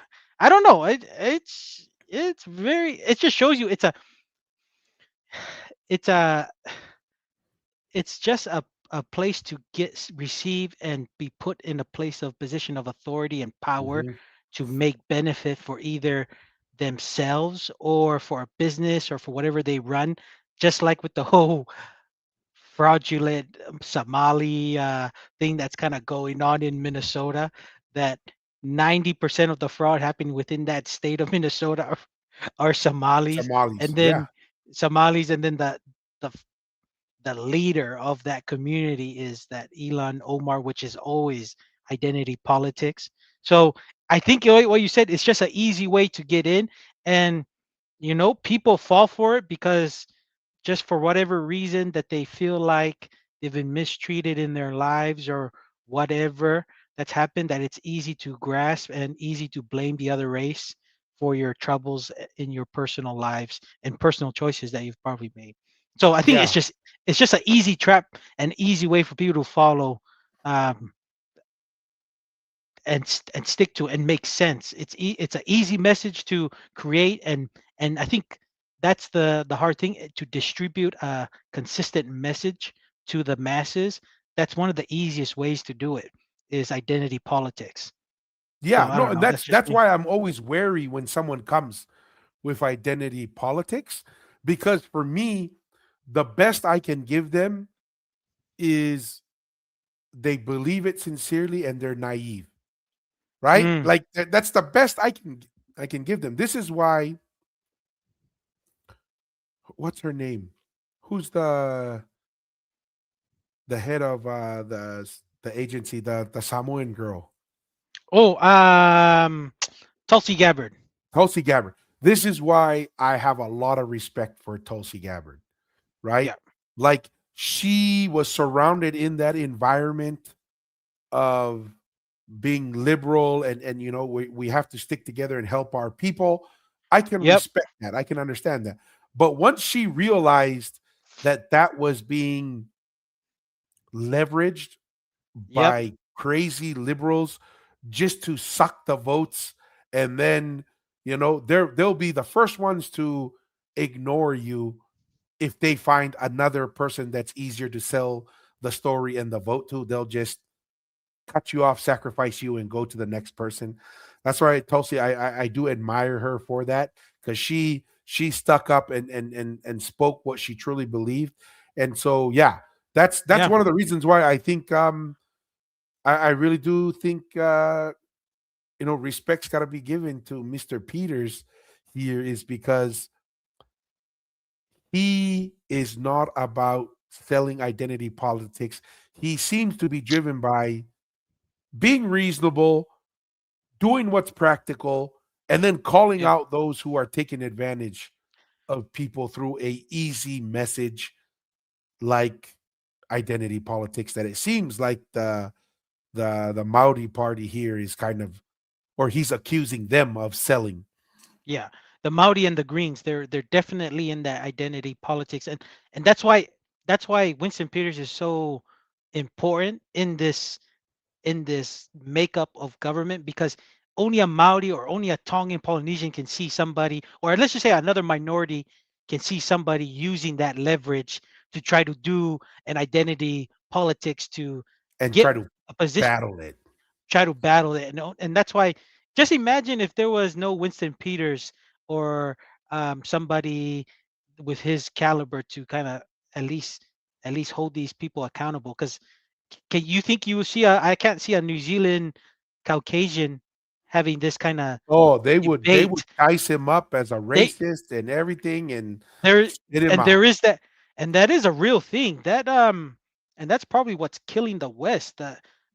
There's a lot of there's a lot of people who are, let's just say, who are not from that ethnic background, that don't, what they call it, the white guilt. And they Yeah, just they just cuddle, and then they just don't say anything when you know that's wrong. That's the yeah. funny thing, right? So that's No, why 100%. Winston Peters sees this game that's going on, and he's just giving it to them. He's Yeah, not and falling and for it. and and he is, I can see, hear, and feel some of his frustration, because he's like, dude, we've been fighting for this for how long? And then you guys are gonna come and just take all the benefits of what we've been fighting for, and then totally undercut and potentially ruin everything that Mm, they've been building for decades. This is kind of similar to some of the um that the alphabet mafia, the LGBTQ, eh, some eh. of the lesbian and gays who are really frustrated that they added the other letters, is because they said, dude, all we wanted was, you know, maybe marriage or some kind of legal system. And now they've taken that whole message to allow transgender and all this other crazy stuff that people don't always, to force people on those things. Well, like what they said, you crack a door open, you're gonna allow a lot of things. It's the same talk. Unfortunately, Winston Peters is just trying to preserve what he's able to build to help the Maori community. Because just imagine if there was, that's what happens when you're colonized, right? You have these things come in, and you're just trying to preserve what you have because you can't change the past. So people like, the Maori party, who are really just trying to, because right there, they were trying to have a different Maori parliament and try to make everything Maori. When how can you do that when you're like right now it's the Caucasian making up the most of the population. The Asians have probably surpassed the Maori, and this is why especially with the Maori Indians, need to right? do a That lot with more. the Asians, Indians, yeah, Indians. they put the Chinese and Indians, that they consider them as Asians. So that's one group, and that's why it's so important. Then they separate the Maori and they call it Pacific Islanders. But just to help with the Maori numbers, Maoris need to do a lot more to, let's just say, integrate with the rest of the Polynesia peoples, because we are one people. But the more they keep going off and doing their own their own little, like, activism at every single thing. Activism, there's some parts to be to to to kind of rebel, not rebel, but like, what do you call, show your dislike to a certain policy. It's good to let it know in the streets. But if you're like protesting every single thing, like trying to seek more energy independent and trying to build infrastructure, and you're always protesting on those things, yeah, it's not really helpful. And there's a lot of work that Maori need to do to integrate with Polynesia here, so that we can be more united. And this whole kind of separating thing, and you've seen it too, when we did our little segment of the Christian Maori lady, how many Maoris think that we're different from rest of Yeah, Polynesia. So yeah. that's what I'm trying to say. There's a Maoris need to, just to help for their sake in number wise, to build their power in the voting of their representatives into government. They need to integrate a lot more with the rest of their brothers and sisters in And Polynesia. exactly, and we have so much in common that, like, to Yeah. me, that's a no-brainer. Like, why would you try and say, "Oh yeah, we're Maoris and you're Pacific Islander?" And I was like, "Wait, dude, you're in the Pacific. You're on an island. Hmm. You're a Pacific Islander. You're a Polynesian too. We're all the same group." But yeah, but it's because of identity politics. Once you fall in that trap, you don't learn any other moves. You don't find anything to be creative and think out of the Yeah. box. You just fall back to the easy button, play the identity politics. Can't help Hmm. yourself, see? Unlike the word on the Maori. This is a On the good Maori, point. they hear you out. This so-called epitome of Maori behaviour, tell him to keep his mouth shut for 5 minutes. He's been minimally trained on the Marae, just shows you what little they know about the Marae. On the Marae, you hear the other side out. Don't just shut your stupid head off. All right? That's an important point. Yeah, that's a good point, right? If you say this is about Maori tradition and recognizing it, that's an important part. How often would it be treated, Masi, in a traditional setting, let's say a taumafakava or something, and someone comes yelling like that? Mm. Is that the traditional way of carrying out the kava ceremony and traditional things? And Winston Peters bringing up a good point. You say you want to bring Maori um, culture and values, and then you do this. That's not Maori culture and values. That's not how it's done on the marae. That's why, like I said, these people, they want chaos. That's really what they want. They're not interested in doing what's right. They want chaos. Yeah. And if the Yeah. chaos is doing the haka and then selling it like, "Oh, we're being oppressed, they won't let us do the haka." And then Winston Peter goes, "Dude, we've done the haka here a million times. Has nothing to do with the haka. Is you chose the most disruptive and the most disrespectful time to do a haka, right?" Mm. And that's the problem. And so, Mm, yeah, I thought that was interesting on the Marai concept. Anything to add there, yeah. Masi? No, very, very interesting. It's almost like saying if somebody's so in tune with their culture, right? Why are you picking and choosing when to exercise that culture? And that's what Winston Peters is trying to say in the Marai, in a you know in the Maori sense. You're always giving the opposition an opportunity to discuss, and then you almost have a discussion that way, but not trying to yell out and trying to cause the other person to or let's just say cause the other person to intimidate them so they won't finish what they're speaking is a childless play, and it's not a Maori cultural behavior to display. You know what I mean? So Yeah. And really, why is it that that's so important in the Polynesian culture that we hear the other side out and that there's order and there's structure? Because once you head into chaos, war comes and things get ugly very quickly. There's a mm, reason why in our Polynesian tradition there is structure and there is order, is because when you deviate from that, things go bad very quickly. messy, Yes, right? dysfunctional, unorganized. Dysfunctional. And then all of a sudden, the problem of not hearing each other is nothing compared to when violence and chaos and economic destruction happens, and everyone loses at that point. So I think that's important to remember. Mm, They don't want democracy, they want anarchy. There we go. They See? don't want one country, they don't want one law, they don't want one people, they want separatism, division, and laws based on race. And they stated specifically, day after day. But ordinary, hard-working Maori are finding them out. The high mark for these people are come and gone. I go back and think of 1867, since the first Maori arrived in this parliament. They all came here all down those decades, over centuries, to Pena Sharples and Tariana Turia and Flavel. They all came here and understood that Parliament's got a protocol which they respected, until this bunch turns up. Sheer utter contempt. Sheer utter contempt for the whole institution. Sheer utter contempt. This is the product. This is a product of feeble minds and bad sociology classes at university.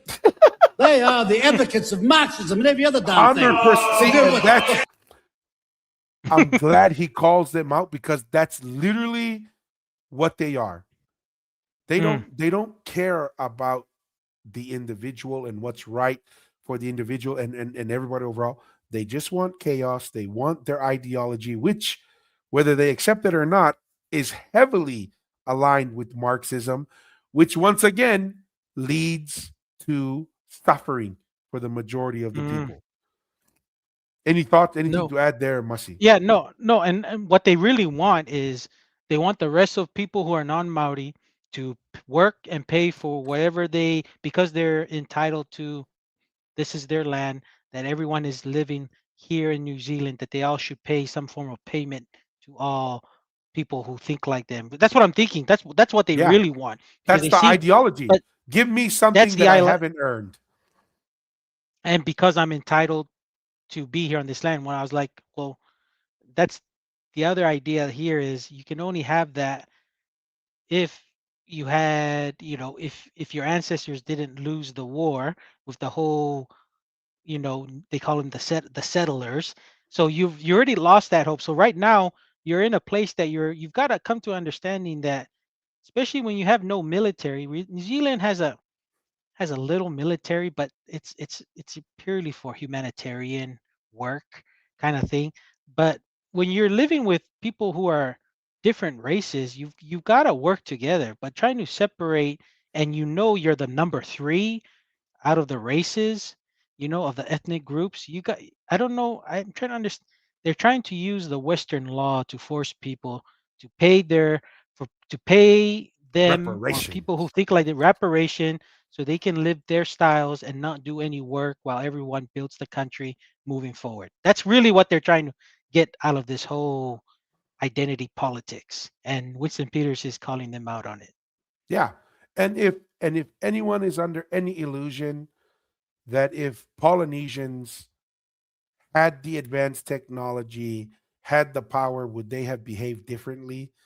Well, we have the Maori and the Moriori example, where the Maoris had the power, they had the will in war, and what did they do? They basically slaughtered the Moriori people in the Chatham Islands. So Mm. just so keep that in mind, that if the roles were reversed, there's a high probability that if the Maori had the power and the capability and they could expand their influence and colonize, they would have. That is human nature. That's not a colonialism issue. Mm. That's just a human nature issue, Mm. right? And it's the same Mm. thing when the Maoris came to the Morioris and they said, "Oh, these people won't fight. We have the warriors." Well, we won the battle. We make the rules, and that was the Yep. case until Tapalangi came and said, "We have won the battle. We're gonna make the rules." Right? And I'm Correct. not trying to justify any treatments that were wrong or immoral. This is just a statement of reality and fact. Reality. Yeah. All right. From this country. And out there, Maori, who got 2 and 3 jobs, have had a guts full of them. You watch. You watch the polls as they go forward. Look, there are some Conservative Labor MPs. Some Conservative Labor MPs must be having cold sweats every night. Because where do you go now? You can't go there. And you can't go there. Because you go there and there, you won't be over here. Get that part right. You can't go there. Yeah. And I hope that some sober, conservative, right-thinking Maori people in the Labour Party wake up before it's too late. These people are a nightmare. They have no idea that politics is about, in the end, compromise to get as much as you possibly can, and far more than you can get collectively than you would have got individually. They don't understand the most rudimentary things. Their party has left Middle New Zealand a long time ago, and the Labour Party is going to leave them hanging in the wind too. Today I want to hear from the Maori Party, from the Labour Party, what do they intend to do on this matter? Because the excuse made by the member of the Select Committee panel was the most lame excuse I ever heard. These people wouldn't even turn up to the Select Committee. I love how the Te Maori whatever party is like, yeah, Winston Peters is just like, no, we Keep are going to forward go marching. forward, Yeah. forward party. Yeah, that's what you call it. You have the will to move forward, and you need that. You need that when you're dealing with unreasonable people. Yeah. Yeah. Demand that they control the whole process of the Privileges Committee. They even demanded that they have their own process. They're going to have their own hearing. It was all bull dust, of course. It was all bull dust. When was their hearing? They never had it. And then they go on TV, and for a long interview, they're almost crying into each other's faces. Can you remember that? Look in the mirror, Ngarawa. What is your DNA? Look, what is your DNA? Mr. Ferris, what is your DNA? Because it ain't by majority Maori, and stop bull dusting your feet. Order. Members, it's getting a little bit too noisy for my liking. So if we could just keep the dulcet tones down a bit. Since please. 1867, Maori have been elected to Parliament with just 4 winning a general seat until the introduction of MMP, when we saw the exponential growth of the number of Maori MPs. Right now, we have a record number of Maori in cabinet of any government, and far more than the Maori Party's got over there, all in our cabinet at this point in time.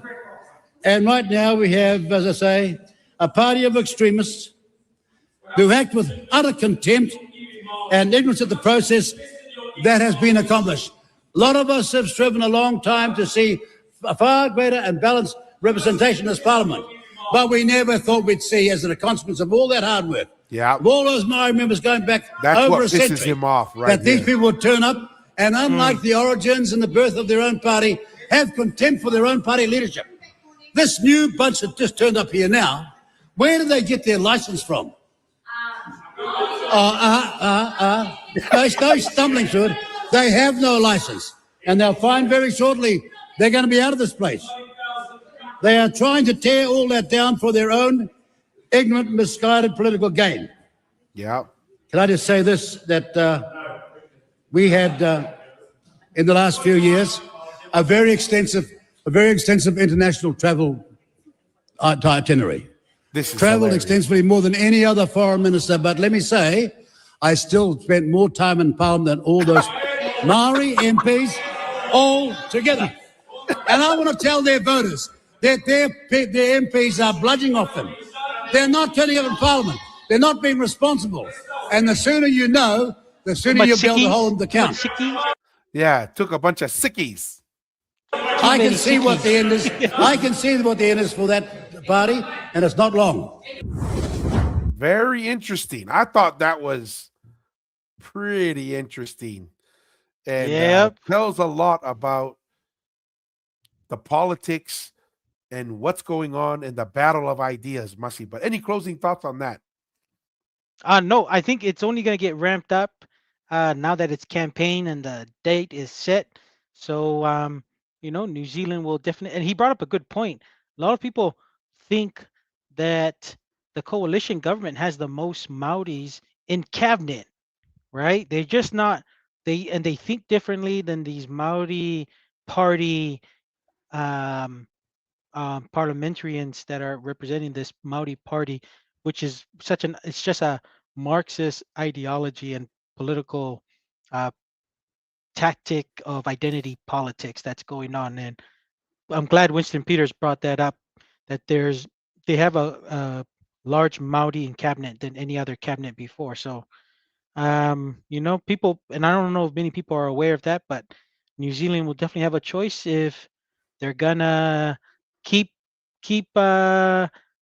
this coalition or keep New Zealand first in, or they can go the other direction. That's why it's so important to vote.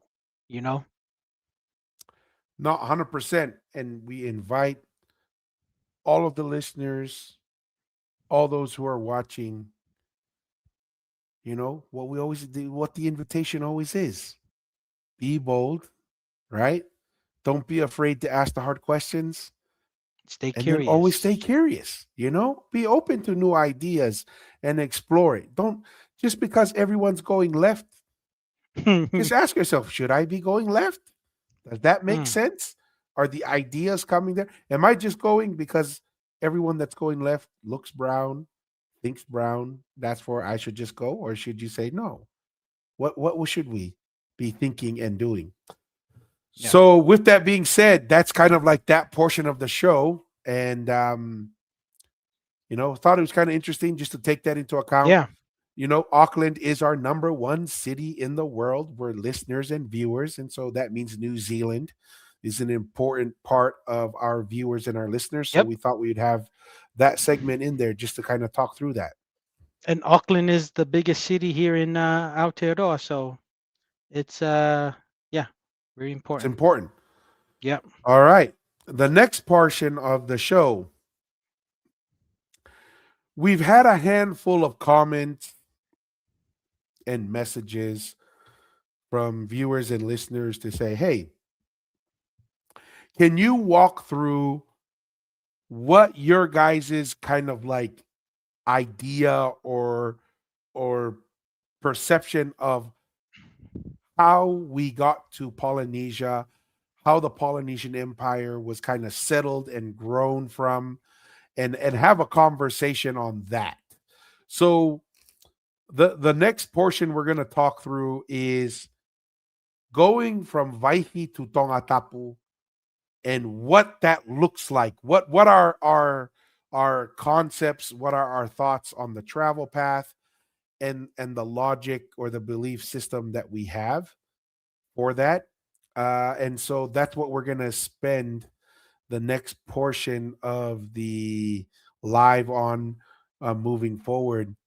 And as people know, we believe the oral history that is very strong among the families in Mu'a and from the specific families who were heavily involved as leaders and families that managed and guided the Polynesian Empire, that we originate from Vaihi, and that Vaihi is the motherland, and that Vaihi is the far, far away land that we originate from, and that that is a big portion of what we believe and what we refer to as our origin.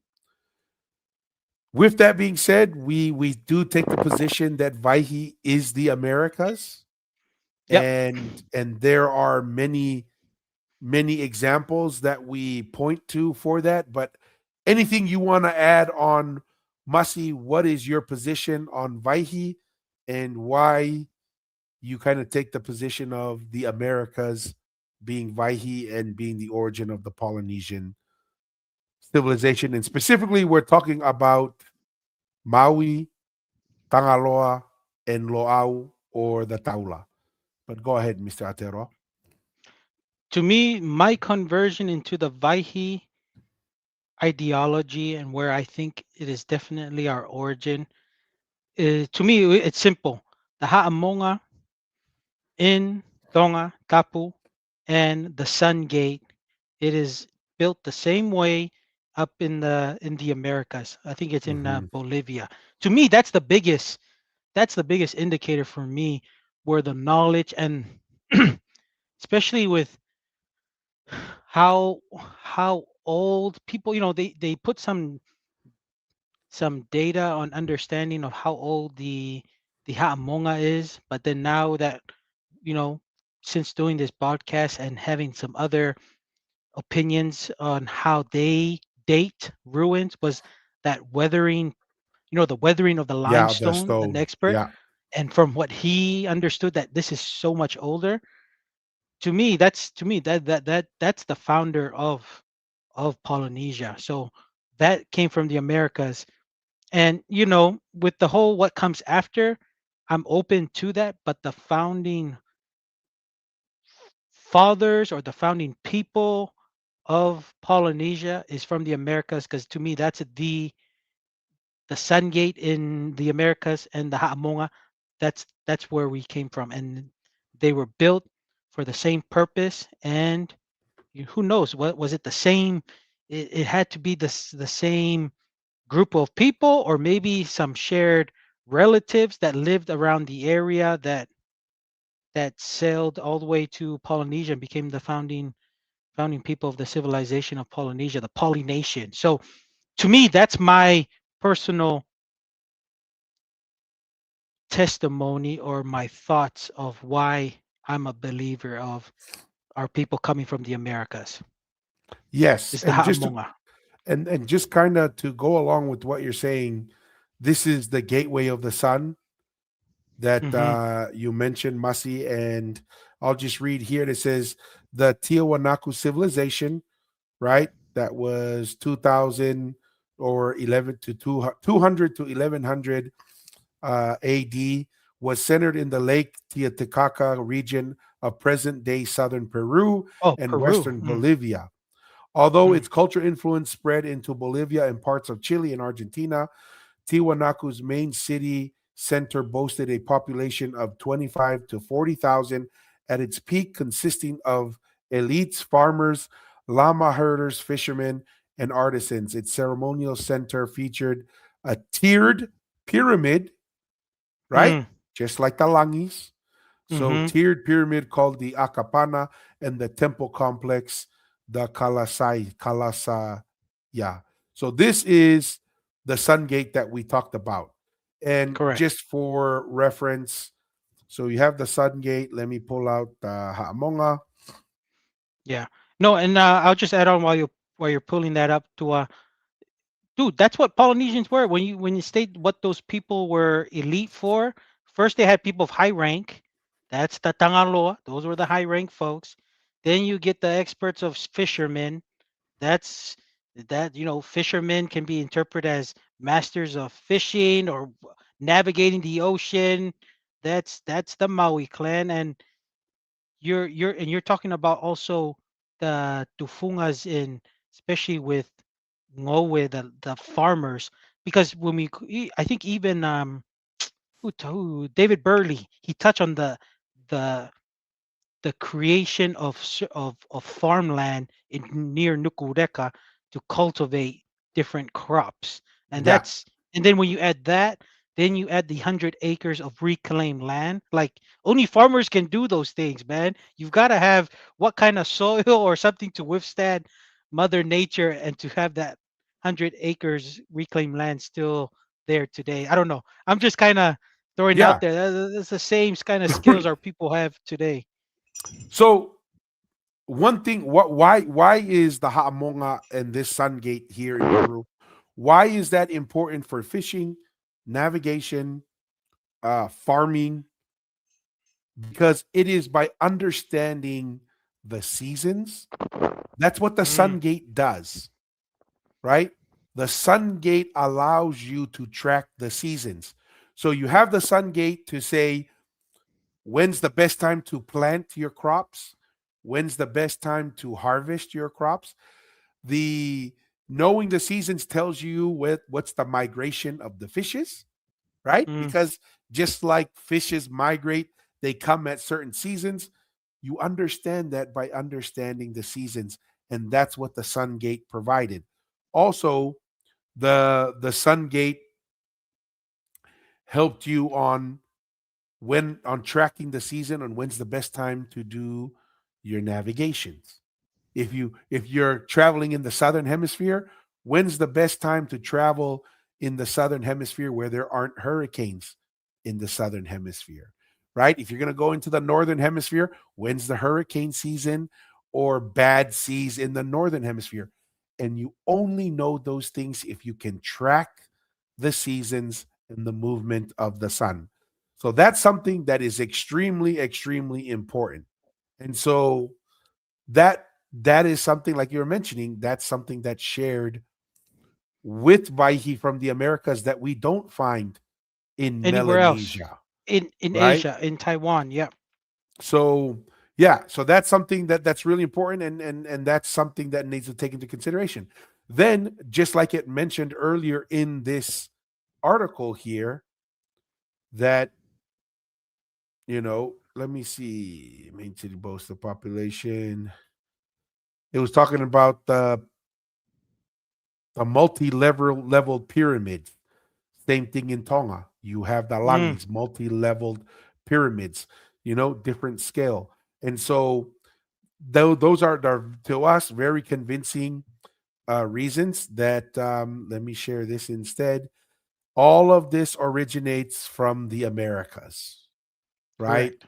Then you also have um, certain words, certain Mm, culture practices, like red, right? Red was a very powerful color yep. representative in the Americas. Priestly kings, kingship and priest kings, that's something that comes from the Americas as well. And for us, we recognize that there's genetic material from Southeast Asia and Melanesia mixed into our genetic makeup. But the genetic makeup, the DNA tests tell you where genetic material comes from, but it doesn't tell you where the ideas of a civilization come from. Why is that important? Let's use America as an example. If you go and do genetic studies in America, you'll find, obviously a lot of people from Eastern Europe, from Europe. You also find a lot of Asians from around the world, and you have all that genetic material, and you can say, oh, yeah, a lot of America came from China or from Mm, India. A lot of the Indians, depending on where you do your excavation. Also, we found a lot of products made in China, right? There's a lot of product, and that's for the America comes from China, kind of like the Lapita pottery. You find a lot of Lapita pottery, and you say, oh, they come from the Lapita people. Same thing with the United States. You'll find a lot of things made in China, and say America comes from China. But what really makes America special is not necessarily the genetic material, it's the idea and the foundation of the civilization. What is the unique idea and foundation of America that makes it special? It's the Constitution, right? It's leveraging the Bill of Rights. It's the Bear arms. three, yeah, the right to bear arms. It's that Yeah. the governance of the people, by the people, for the people. It's the checks and balances in the system, where you have the judiciary, the executive, and then you have the Senate and the House, right? And you have those different three bodies that are checks and balances. That's what makes America America. That's what we're also saying about the Polynesian civilization. What made us special and unique is not just our genetic material, it's the ideas and the fundamentals of the civilization. And we see a lot of those fundamental and technology and knowledge and cultural practices, a lot of them come from the Americas, combined with the oral history of Vaihi. Anything else you want to kind of touch on, Mr. Aotearoa? No, no, with the genetic makeup too, like any, America is the most powerful nation and people migrate there and have mixed genetic makeup from different areas. It's just like other great past civilization. Like I think of the Roman Empire, like even Italy now. If you do like DNA testing, I'm sure you're gonna grab a mix from all All over over. Europe. I'm thinking of other great civilizations like in the past, like Persia. You know, you're gonna get a mix of all over the Middle East up to Asia, even Mongolia. So to me, that's why with the whole, if because I think it's not debatable with the Tuitonga. You can call it empire, or you can call it the Pacific Polynesian nation, wherever. It was the most powerful civilization of that time, and when you're the most powerful civilization, you're going to attract various groups of people all over within the Pacific to migrate and inhabit, and you're going to bring new people to support a big following of, because you're talking about a dynasty that is lasted for thousands of years. So you're going to need new resources from wherever you can get them. So that's why it can be a little misleading when you go by DNA, especially when you talk about great vast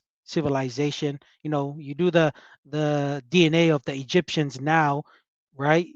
They're going to be mixed and have remnants of what the Egypt, great Egypt civilization empire, what it once was.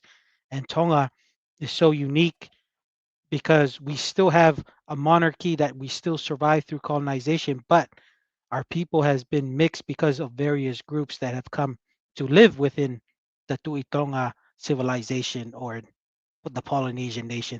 That's just kind of my thing there. When you have a certain group, like maybe in the Amazon, that hasn't had any a tribe that Contact. hasn't had contact with the outside world, that DNA can be important in that sense. But when you talk about a civilization of a great empire or a great powerful nation of that time in the Pacific, like the Tuitonga dynasty, the DNA can be a little misleading in my understanding.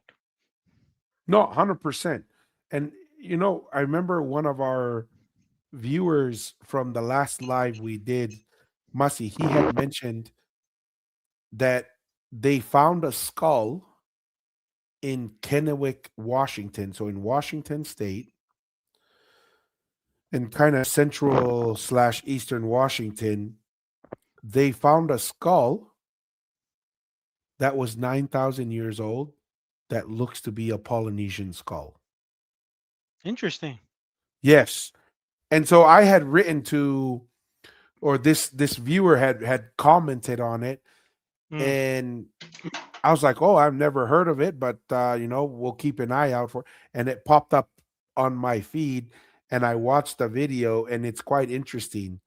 It started because they found a large spear stone made of obsidian, which is like that glass, Hmm. volcanic glass, that they found it in Maui, but they're pretty sure it's not from Hawaii and that it's from the Americas, and they found it Interesting. in Hawaii. And so that's what started this guy on this journey. But anyways, so that's kind of our position on Vaihi and some of the things on why we believe the civilization and the culture has a lot of things that point towards Maui. So, I mean, to Vaihi. So, what is Vaihi and who came from Vaihi? We take Mm-hmm. the position that Tangaloa, who was kind of like the kingly leader, Maui, who was the navigator slash science guy, right? He had all the navigational and astronomical knowledge. And then there was also Loau and Taula, and that was basically the priestly Priest. slash civilization builder or person. Those were the three clans, and they're not. We say three people, and yes, there were people who were leaders of each clan, but we're talking about a group of people or small group that left Vaihi in the Americas and worked their way to Tonga. And we got to see, look at how, I mean, it's the opposite, literally opposite side of the world, Mm. right?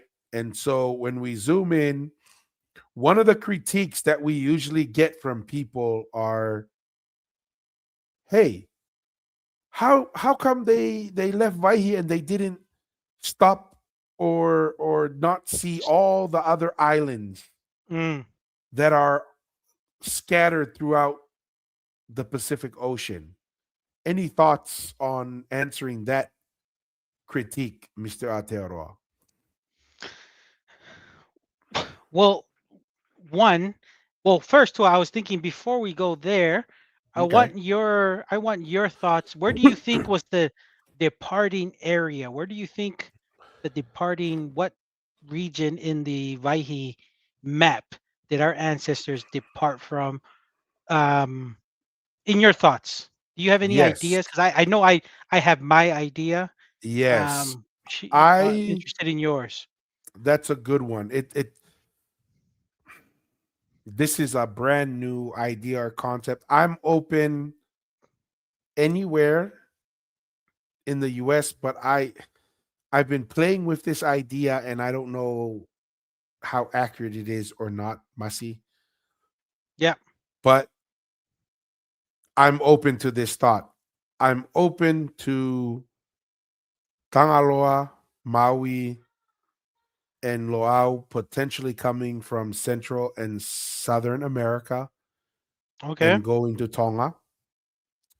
And I don't know, and that's because we don't really know how long or how early Tangaloa, Maui, and the Taula went to Tonga, right? Like you said, there's ideas out there that are reasonable ideas to look at the weathering of the Ha'amonga and say this thing could be anywhere from 10,000 to 50,000 years old when you measure the weathering patterns on Yeah. that.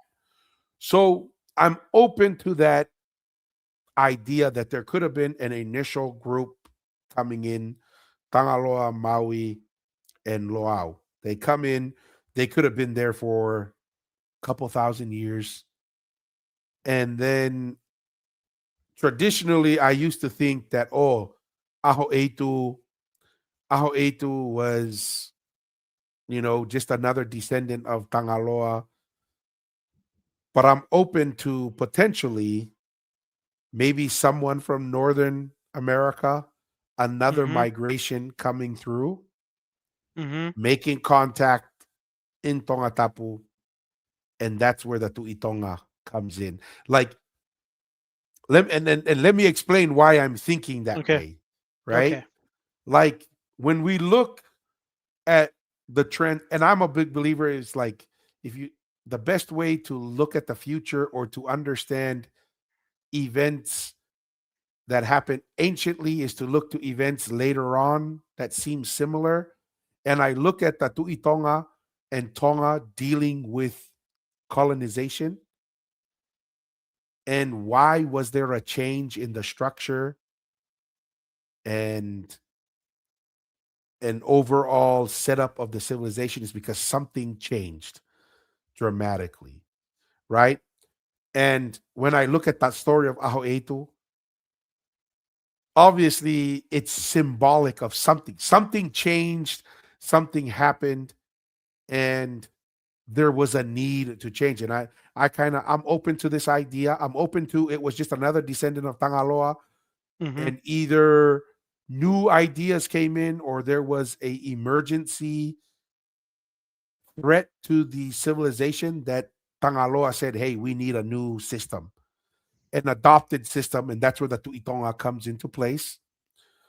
And I'm also open to the very old civilization was Tangaloa, Maui, and Loau, or which is Taula, and then there was another migration that came in, and there was a need to adopt that new migration and generate a new, maybe they restored some written language or some knowledge, and then Aho'eitu was a representation of this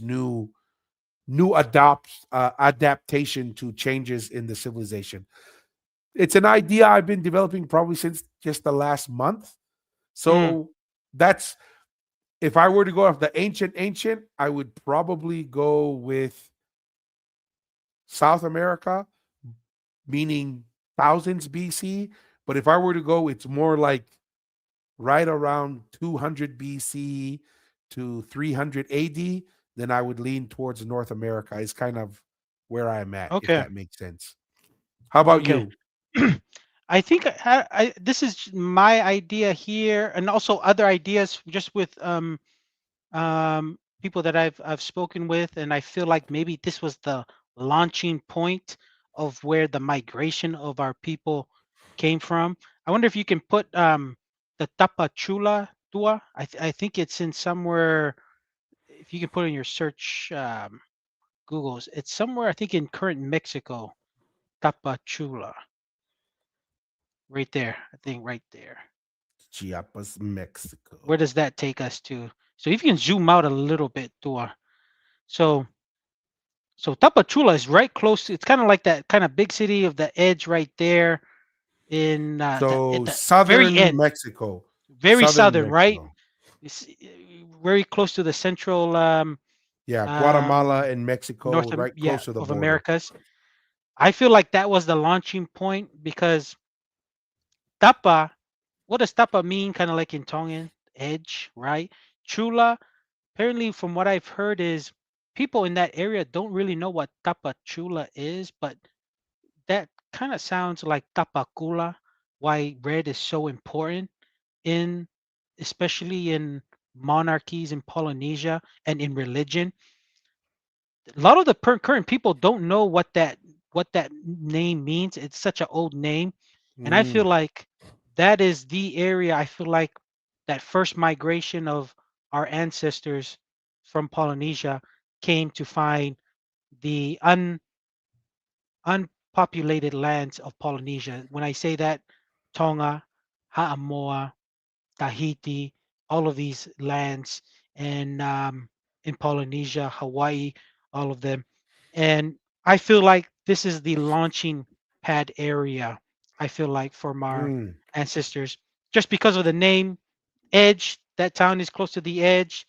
Gula is Red. red because it's an important thing that our ancestors came with from the Americas, and that's what they named that place, and they sailed off. So that's kind of my launching point, Tua, of kind of where our ancestors came from.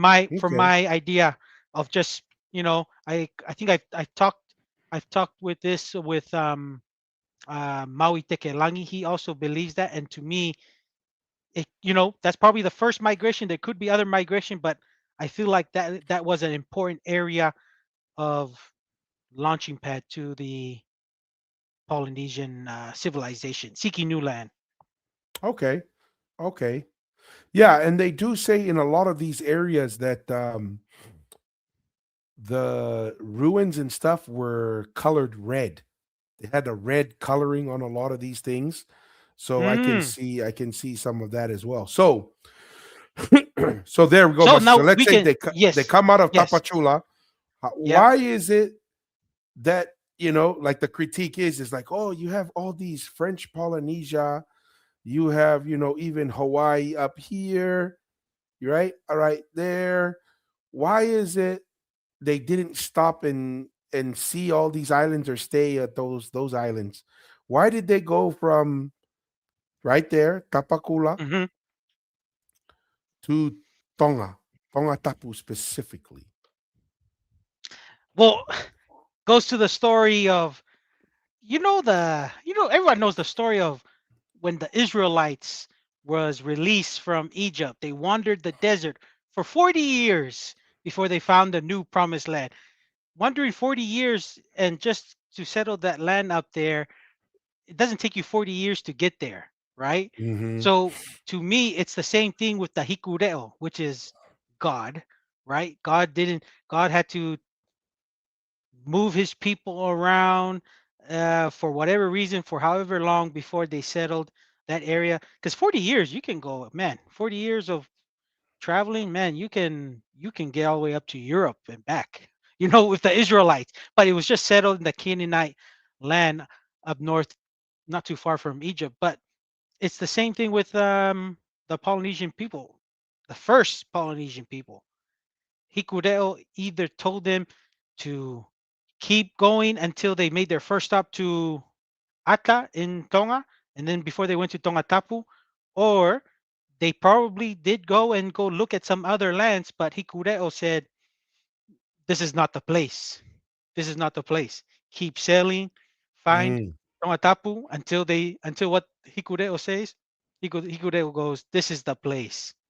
They settled here, built the ruins, the first ruins, which is uh, where they lived, where the Langi was at, the Ha'amonga Maui, the Sun Gate, to tell where the sun rises and the sun rests, and also the astronomical knowledge. And then you develop a religion to keep in communication with Hikureo.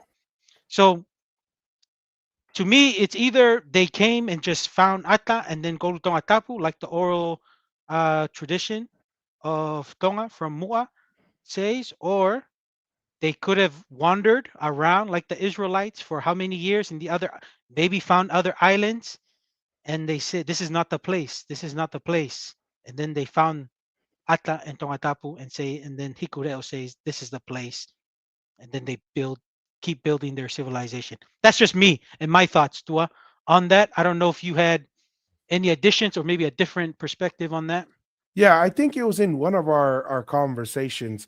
I lean towards that as well, where I can't remember who we were having the conversation with, Mussy, but you were definitely in it, and we were talking about you know the Europeans and their discovering of the islands. I didn't realize that they were zigzagging all over the place in the Pacific, and that Hmm. many times they would sail past islands and not even know that there were islands nearby. And that's why they were Right. zigzagging. That's why they brought on that Tahitian navigator guy. What's his name? Ooh, yes, by Cook, right? Yes, Um, who drew I the forgot map? his Tupaya is his name. Tupaya, correct? Yeah, Yeah. So that's why it was a big deal to bring him, because he would tell them, instead of just zigzagging and kind of tracking, where you've been, to say, oh yeah, we didn't see any islands here, but this is where we found an island. yeah. It is actually because of the size of the Pacific Ocean. It's the odds are against you that if you were just to let's just do this example, right? If you just left Tapachula and just sailed out on the ocean like this, heading towards Tonga, the odds are against you of finding islands along the way, Yeah. right? This is why what our ancestors did in the Pacific Ocean is mind blowing, because when you go out into the Pacific Ocean, and this is what Burley talked about, right? Like, Mm, he talked about when you come from here, he says you can almost see the islands next to each yeah. other. So he says, but once you kind of get to this area, you have to know where you're going, or you're just going to go out there and die. Yeah. Right? Like you, Mm. and the odds are against you of finding land. So really, there's two things. Number one, the odds are that if you left here and you sailed to Tonga Tapu, the odds are you wouldn't run into any of these little specks of land, Yep. right? You have to know where you're going, or you have to be guided to a place by someone or something. So that's the first one, and then the second one is I'm in alignment. You know, Hikuleo first off is not a female. That's something that we dug into this, right? It's like, where did this Mm. idea of Hikuleo being a female? Then we find Looks like it out was they made. It looks like it was made up like the Puremede thing. yes, the Pulemele, right? Me. Everybody called it Pa Tonga, and it was the residents of the Tuitonga. And then the academic comes and goes, no, we're gonna call it Pulemele because it's not sexy to just say it was part of the Tuitonga Empire. We're just gonna say it's something new, right? And the locals are like, Pulemele. We've never heard that word our entire lives. We have no idea what that is. Anyways, but that's probably what happened. That happened with that little idol that they found that was female, right? They're like, we have no idea what this is, but Hikuleo is recognized by everyone, so we're gonna say this is Hikuleo, and Hikuleo's a female, probably because it's woke and the feminism deal was going on at the time. It's So inclusive. Ew. inclusive, yes. So yeah. So number one, we believe that Hikuleo is a male, and that's what the oral tradition says. Who led Maui, Tangaloa, and Taula slash Loau to Tongatapu. They first landed at Ata, and then moved to Tongatapu. And did you notice what was interesting, Masi, when we spoke with David Burley about the sea levels? What I Did he say thought it was was? interesting. Was it the Go ahead. same? It still stayed the same. What did he say? No, what he said was, and I can't see Ata. Ata is to the south of Tongatapu, but I can't. Let me see if I can find it. But um, what he said was the sea levels were actually higher, right? Oh wow. The sea Mm. levels were actually higher. So there's Ata. So the oral history says they actually landed Ata, but they knew that's not where we're supposed to be. So they explored the area. They find Tongatapu. This is Maui, Tangaloa. And then they're told this is the place to be, right? Mm. And then if we go to Haveluliku area, not too far from the Ohole beach, and this is Hamula. That's an old name that comes For from the Americas. Hokula, is it also Yes. Is it So this Hokula? is Yeah. where Hokula is in this area. This area is where Tangaloa and them first landed and settled. But Mm. what I found interesting is when we were looking at the old shorelines, you see like all this area right here, Masi, Mm. everything to the right was underwater. Interesting. So Tatagamotonga, Makaunga, all this area, a lot of Nuku'alofa, and even kind of going like this, Nuku Nuku, all of that was underwater. You know what wasn't underwater thousands and thousands of years ago? Hokula, the Haveluliku side Haveluliku. of the island, which is quite Mm. interesting because that's where it said thousands and thousands of years ago that That's where when they landed. Angaloa, Mm. they landed there. Interesting. Okay, I You didn't know? catch that nugget from David Yeah. Burley.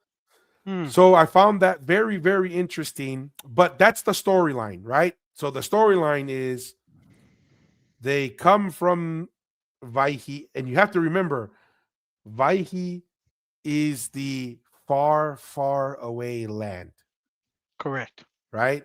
And I know a lot of people say, "Oh no, Vaihi is talking about Savai'i." right? Those days, that's just down the road, man. Yes, that's not a far, far away land, right? That's like you said, that's down the road. So they go from Ata to Tongatapu, and that's where they start expanding. And Mm, according to David Burley, the oldest genetic samples that they found had no Melanesian blood, yes, yes, I right? did catch that. It was all Southeast Asian, no Melanesian genetic material in there. The pure of purest Polynesian. Eh? It's Yes, what? yes. And then they say as you move north up into Samoa and those other areas, uh, then the DNA mixes into other types of DNA and you get Melanesian and other genetic. But when you start from Nukuleka, it's 100% Southeast Asian. mm, So, anyway, so that's kind of the nuggets. That's how our position, how we get from Vaihi to Tongatap, right? okay. And So David Burley was saying that from that settlement in Nukureka, 100% from what he sees was from Southeast Asia, which is his own yeah, pure. Like that's why he says pure this is where Polynesian starts, civilization the starts. birthplace. Yeah. Yes. Um, and he's compared it with other genetic material they found from old settlements in other areas. Okay. Okay. So the question now becomes, Masi, they land here. How does, or what's kind of the discussion on how does it expand? What are your thoughts of Tangaloa, Maui? They land here. Oh, before we go there, Mm, so they first there's Hokula, yep. right? Right here, that's where they first land, right? And then as they expand out later, Tangaloa goes to Lotolangi. This is in the Folaha area. This is Tapuhia, where Tangaloa resided. And I'm assuming this is when over time the water is receding, Recede. and then this is like Correct. brand new land, as almost like a pure land and fitting for uh, a king to reside, because this is like fresh off the land where the Tangaloa, Yes, right? That clan. correct.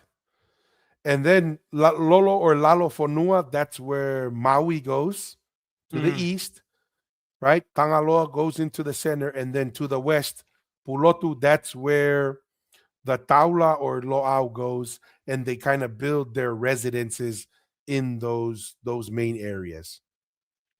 So that's so we go from Vaihi, Ata, Hokula, then they split Lotolangi, Pulotu, and Lolofonua.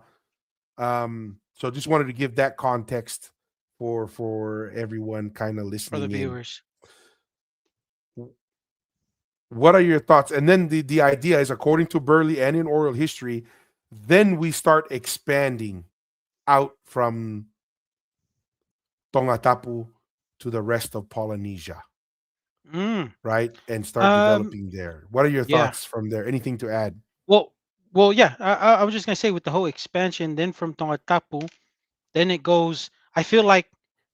What are your thoughts? It could have been at the same time when it's going to Ewa and to Ha'apai, Hmm. and then going to Vava'u, and then I think that's where it goes.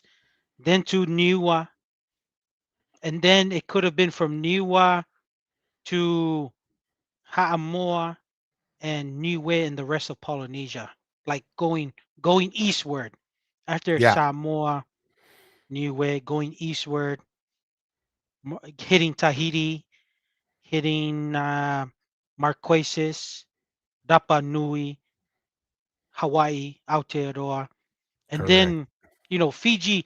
Fiji's always interesting because I find Fiji as a there were people on it, and I feel like that's where the Melanesians were kind of stopped there, kind Entrenched. of Yeah. yes, kind of stopped there, kind of migrating. Um, let's just say exploration, and the only reason why Fiji is considered Polynesian is because of Tonga with their interactions with them. That's the only reason why they're Polynesians. If we didn't because it seems like you know, it seems like Fiji, maybe that's why some of our vocabularies are not very nice to Fiji, because it seems like that's where we send our bad folks, or when you want to do mischievous stuff with warriors, you're tired of being bored or whatever, you go to Fiji, you do something bad, you go to Fiji. That's what it seems like. I don't know, in some of the oral histories, and they, and when I say that, I'm not just meaning the Lao group. I'm talking about all the way to main island, Viti Levu, the biggest Yes. islands in Fiji. Tongans are there's oral histories of, and there's even settlements and ruins in these places up the river of Tongan high class Tongans that maybe did some things they were not supposed to. This seems Fiji seems to a very common place for them to go and stay there and stay away. That's what it seems like to me. So that's kind of my whole. I don't know, and to me that happened in various times while the migration to East Polynesia, all the way up to Hawaii, down to Aotearoa, us going mingling with Fiji, whatever purpose or whatever instances happen, we just kind of had that interactions with Fiji, and that's how they really became Polynesians. And you can even say Polynesians culture really kind of overtake the Melanesian, because Fiji Fiji's a lot of Fiji's customs and cultural stuffs regarding the kava and their way of life has really kind of turned into a Polynesian way of life because of the Yeah. interactions. Not 100%. 100% agreed. One thing I was gonna bring, because I mean, I kind of align with that it kind of is like a north push, right? Wallace Fortuna. When I Mm, say north, it's yeah, Wallace Ha'apai, Futuna. Vava'u, Yeah, Samoa, Niue, kind of like yeah, this whole area right here. That that core Western Polynesia origin. And David Burley's finding is within 80 to 100 years, they're pushing and they're reaching Samoa, right? Within yeah. 100 or so years of the expansion. The one thing I wanted to bring up, and this always stuck out with me, was, let me pull it up here. I'm going to put up a list here of the Tuitongas. And the names of the Tuitonga are important because many times they reflect events, Mm, right? And let me see here. We're going to find the first Kaulufonua right here. So the 19th Tuitonga mm, is Kaulufonua the first. mm, And like cow is a numbering, like a head or a cow, like that's a numbering system. correct. And so cow is it's a unit of 20. If I remember correctly, it's the unit of 20. So what they're saying here, from what I understand, is from Tevita Fale, is this is when the Tuitonga has 20 islands, right? Now, and Under so its that's the authority, that's right? under its authority. Now, Or the islands who are paying the Inasi and the Polo Polo, right? correct. To the That are Tuitonga. part Okay. of this confederacy or this union, Yes. and it's not always military, right? What Yeah. we, what we've learned from Donald Trump with Greenland, you don't have to use military force always to get what you want. You can use economic pressure, right? I'm going to Mm, sanction you. You want access to the greatest consuming market in the world? Well, you better play along, or if not, I'm going to tax you. And you can be pressured to do these things, not always with war, but with intermarriage, access, and influence, right? yeah. And then, so, anyways, the reason why I bring this up is I don't think this is talking about 20 little islands because there's 176 islands just within the kingdom of Tonga today. This almost feels like 20 regions or Mm, 20 groupings of islands.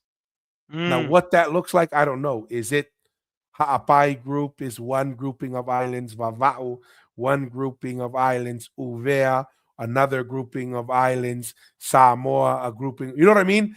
It to me, it almost feels like these is 20 regions of islands and so forth. But that is some of the oral history that Kaulufonua was given that name because at that time the Tu'itonga is established. It's a Kau Ulufonua. So he's the head of 20 island groups.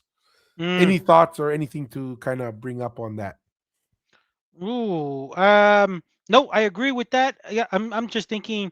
I'm kind of leading towards grouping of islands because in those grouping of islands you're gonna have from the Tokatufa a head, a kind Hmm. of the main person within the you know proximity of other islands. So I'm kind of leaning towards that. And then with that list, I was just kind of looking when you were speaking. I was like, because a lot of those names have meanings of certain events.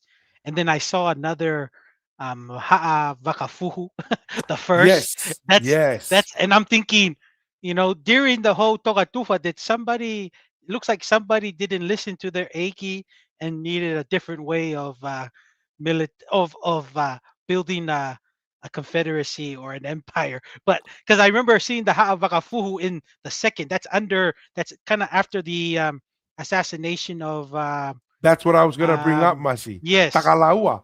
So that's Tagwalawa, and then like that's shortly after Kaufo, Kaulufonua Pekai's time. correct, and then his offsprings, he kind of has the one of the Tuitongas becomes the Vagafuhu name of the Tuitonga, the second. But I saw the first one and it was a little bit more up before it became like Kalufonua with the whole kind of at its peak.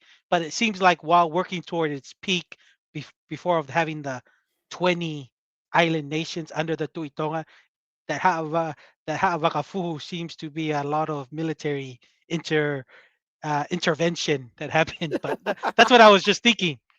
That's what I was just thinking. Absolutely. Not 100%. So let's bring this back up. Trying to bring up the where Google Maps. There we go. So there's that expansion into those. You know what? Something. Look at that, Masi. I never seen that Mm, before. mm, There's a Tonga in Tuvalu area. yeah, I never interesting. knew Yeah. that. Interesting. Anyways, so you develop the Polynesian Empire. It's growing and it's expanding. Then once Western Polynesia is kind of established, then they go east, Yeah. right? Into these other parts of Polynesia, eventually to Hawaii, which is right there. Mm-hmm. And that's really what we say is the Polynesian Empire, how it starts, how they get there, how they get Correct. established, and building the foundation of a civilization that, from what we can see from archaeological evidence, has been around for 3,000 years and is still active to this day. Trying to think anything else that we wanted to kind of cover on that. No, I think I think it's good that we share our idea of where it kind of all started and what became of the Polynesian nation from kind of walking it through, unless maybe in the future episodes, if people when once our viewers watch this and they throw some ideas here and there, and then we'll respond. But I mean, other than that, I think that's pretty much my Pretty much it. understanding Yeah. until And proven. I mean, yeah, like I always had this idea until proven. I mean, we've kind of shared our ideas with some of the other ideas of the flaws of Taiwan being the origin of our people and that doesn't fit uh, as comparable, because to me there's really no ruins to match with our astronomical ruins like the Ha'amonga Maui, which I kind of shared my own personal research and study of why I believe it's the Americas because of the Sun Gate there, and that knowledge had to come from there to here. So yeah, that's kind of my thoughts there. And we touch on the flaws of DNA, especially when you talk about a vast empire like the Tuitonga dynasty that had so many dynasties that you're gonna attract various people around the Pacific, and you'll be mingling. And then when you do that, when you're an empire and you're a master navigator, you're bringing all kinds of people mixing with you. No, 100%. And a couple interesting stories that we've kind of heard as the expansion of this. Now, look, this is Tonga, right? Western Polynesia. Look at what it takes to get to Eastern Polynesia, Rapa Nui, and to South America, right? Hmm. Look at how easy it would be to go here, Yeah, and take not only right? that, no, you probably can take a much bigger boat and carry a lot more people.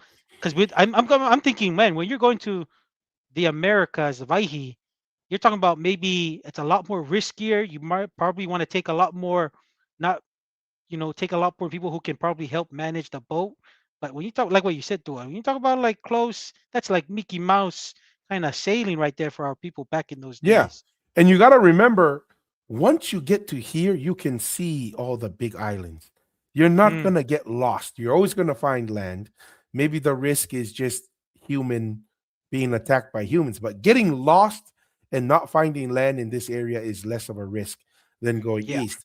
Then here's another interesting story is there's Tonga, right?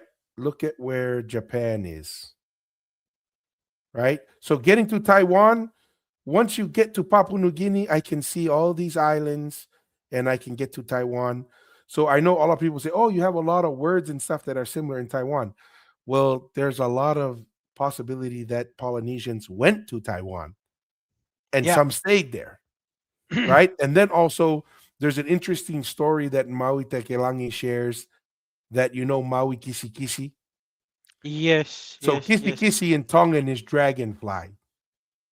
Yeah. And he says that some of what he has kind of researched and come across is the reason why he was given that is because when Maui visited Japan, he was given the hat that has kind of like the big bow things that go over, and that he wore a headpiece that had that shape and it looks like dragonflies. And that's why that one Maui gets that name of Maui Kisi Kisi. That's one interesting, kind of an interesting story there, Hmm. that I think is kind of funny to hear. But if you really believe that our ancestors were traveling and navigating throughout the world, then it would make sense why you would find lapita pots in Tonga and genetic material from this area. Because look at how much easier it is to go trade and to travel here and there rather than trying to go all the way over here to the Americas to trade. Mm, So yeah. And I think that the other idea with the academics saying that we came from Taiwan and then came to Tonga and then they say we went to South America. I have it reversed. We're coming from the Americas, coming to Tonga, settle Polynesia, and then they went and explore to Southeast Asia. That's kind of I have it opposite from the common belief from academia, because that's what they're saying, that then they went travel to the Americas, as they said, with yes, their migration. yes, not 100%. So the next part, anything else to add to that, Masi, before I No, I'm get good. into I'm some good. other things here? No, I'm good. Okay. Yeah, very, very interesting. Like I'm still trying to that tapachula, the tapakula stuff. That's to me it's very interesting. Where I think where's the launching pad, and I'm interested if viewers have come across that idea or not. The ones who believe that we came from Vaihi too. So just interested in some of the feedback there over time. Yes. So what I did, because the other question that we do get online, and these are fair questions, believe it or not, when people ask us questions or throw stuff here on the live digital kava session, you have to have an open mind and you have to consider other people's questions, critiques, and bring them as fair, right? And you have to Mm, answer them. So the question then arises, if these things are true and Tangaloa and the Tuitonga has this massive empire, right? That goes from New yes. Zealand To all the Hawaii, way to to yeah, Rapa Nui, which is somewhere over Napa here, Nui. right? Somewhere. Oh, there it is. From Yeah. here to here to Hawaii, and then they call it the stingray. There's a tail that goes into Melanesia, into this area. That is the size of Russia, I think is what they say, which is the largest nation right now. So we Yeah, would have been landmass. Yeah. landmass. By square miles of surface area, this would have been the largest nation on Earth. Mm, The question now becomes, it's a fair question, if the Tuitonga was that influential and that large, why would they remain on Tongatapu? Why wouldn't they go to Fiji? Why wouldn't they go to Auckland, New Zealand? Right? Why wouldn't they go to Samoa? Why wouldn't they go to Hawaii that has more mm. land, or even to Fiji where there's more resources? Why would they remain on Tongatapu? And I think that's a fair question, right? And so what we did was we asked Grok, our digital assistant, and I always think it's hilarious that people are like, "You're just going to ask AI, you're just going to," and I Oh, want to re- they're lagging. They're getting oh left yeah, behind. The world is yeah, going AI. well, It's either a go hundred with it or percent. get left behind. AI Grok is already measured to pass every major academic test. They are better than Grok is better than experts in their all the experts in their specific fields combined. Hmm. And so, yeah, I feel very comfortable asking Grok. Right? Is Grok's a Yeah, pretty smart guy. So, because Grok brings it up, and then what we do, we just verify. We just yeah, verify if we what bounce Grok off of has it and is say, yeah, hey, and what we do on the show, we bring people we don't always agree with. We want to hear what they say, and then we say, yeah, we kind of agree with this, we disagree with that. And we don't always have to confront them right there at the moment, because it's more important to have an individual share their thoughts and let them get that information out. You can always discuss and analyze later. But the important thing is, like Winston Peters said, on the Marai, we hear them out, mm, mm-hmm. right? So we had Grok do an analysis to say,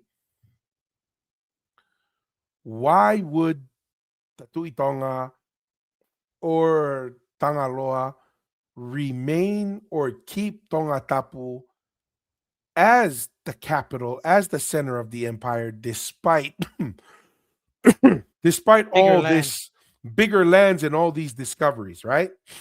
So we're gonna bring that up and kind of walk that through, if that works with you, Mr. Aotearoa. Yes, sir. So let's share that. All right. Let me make this a little bit bigger. Just a couple more. Wait, what's going on here?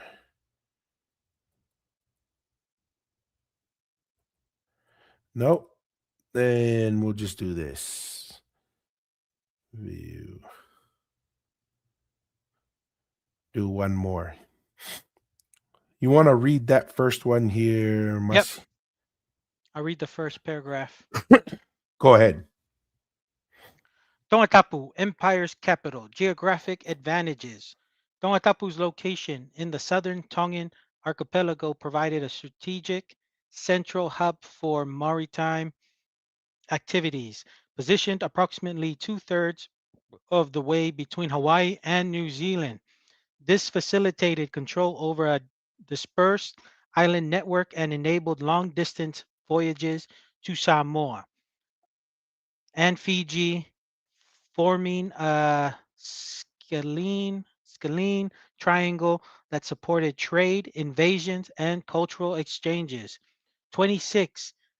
Its its raised coral limestone structure with a flat terrain averaging 35 meters in elevation on the steep southern coast, reaching up to 70 meters, offered natural barriers across storms and potential invaders, while protective reefs created calm lagoons like Fanga'uta and Fangakakau, ideal for anchoring large double-hulled canoes essential to the empire's navy. These lagoons also served as breeding grounds for fish and birds, enhancing resource availability in an otherwise isolated setting.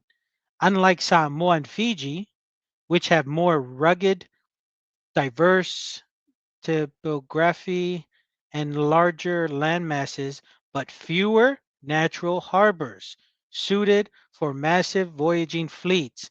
Tongatapu's reefs and landlocked harbors provided superior protection and logistical efficiency for seafaring operations. Ooh, that's a lot there, Tua. That's a Yeah, lot there. there's a Right, right. lot of interesting things to be discussed there. Now, remember, Masi, in the beginning of the empire, New Zealand and Hawaii were not there, right? That those are Mm, later parts of the empire or the civilization.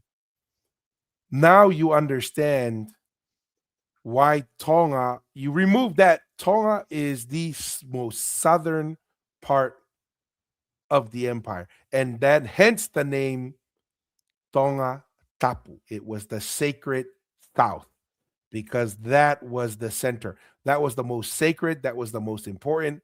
And that's why the traditional Polynesian perception of navigation, south was the cardinal direction. Just like all roads led to Rome, all directions pointed to to Tongatapu Tonga. because Tongatapu. that's where it was. I found it very interesting. And I actually thought this, Masi, when I was in Samoa Mm, and we drove around. And you have to cut through mountainous terrain to get to some of these villages in Samoa. They're actually quite isolated mm, from each other. Some of them are like you go through the mountains, you go up the mountain, you come down, and then it's like this little open area, right? Isolated area where the villages is kind of on the coast, the edge, but the mountains kind of blocks it from the rest of the island. And so it came into my mind, and it's deep sea, it just comes straight in. I'm like, if someone were to try and invade or just to harass a little village, you could do that in Haamoa because they were kind of landlocked by the mountains. The mountains became a barrier. So you mm. like it's mentioned here, because Tonga is flat and it's protected by reefs, it's actually quite difficult to try and quote unquote invade, right? Mm, And then there's safe harbors with the lagoons. There's actually very strong strategic for defense and also for maintaining of a large fleet. Unique double hold. advantages, Yeah. the double hulled canoe, because you need they had the double hulled canoe, you need at least 5 to 6 feet of water.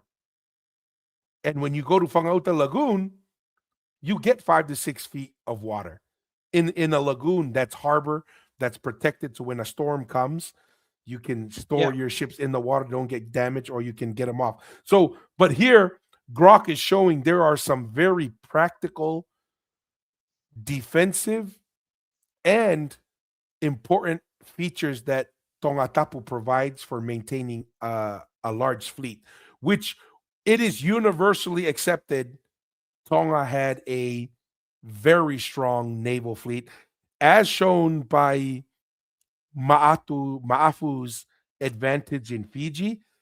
It is documented that his biggest advantage in Fiji was his navy.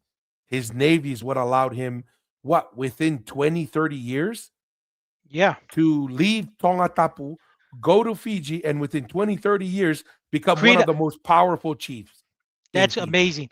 He created a chief line out of thin air to be one of the elites in Fiji. That's crazy. To this day. To To this this day. day.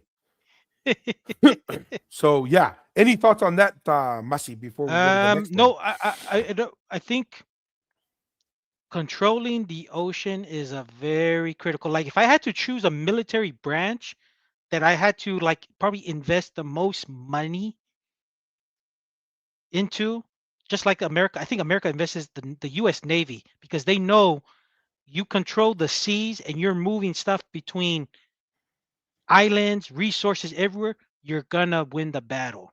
You're gonna Yeah. win the war. And that to me, that's what the Tui Tonga did. They chose Tonga Tapu because Tonga Tapu was able, like what it says, it was better than Samoa and Fiji in harboring double hull canoes. Those are the largest takarias were known as the largest, and what the bigger ones were the lompeao, even the Mhm. bigger ones. But you know, the double hull canoes were known as the biggest kind of form of transport, moving people, moving warriors Goods, throughout commerce, goods, right? commerce, and that's the reason. I think that answers all the questions why people say can't. Why it could have been Samoa or Hawaii or New Zealand. Tongatapu had the best places to harbor the large fleets, and that's why it was chosen just as a geographic advantage that the other islands did not provide. And to me, that's what the Tongatapu like. It's you can also say the last Polynesian nation within the Polynesian Empire, the last people to sail traditionally was The the Tongans. Tongans, the Mafu, Yeah. right? Going to Mafu. Fiji, So going going to feed to Samoa regularly, going to Uvea, right? and where who are the who are the people who are actually still making traditional canoes? I can think of the two people, right? What's that? Tuyone Pulotu. He's the Hmm. he's to me it doesn't surprise me that our people are the ones that can still make these traditional boats. He's gonna be missed once he's gone. I know that other guy in Tonga that just recently did a sailing in Tongatapu. I forgot Yeah, his the name, but he's from the Lemeki, the guys are descended of the yes. Lemeki clan, He's based in Tonga. He's been making the traditional canoes for and a just while did a in trip, Tonga. what, Did a trip, couple months and I ago? know yes, and I know it was a big deal when Hawaii did that first trip from Hawaii to Tahiti. That was only big because we always talk about Hawaii getting access to the media. That's what it was all filmed and it was That's kind one of of the spread beauties as of getting colonized.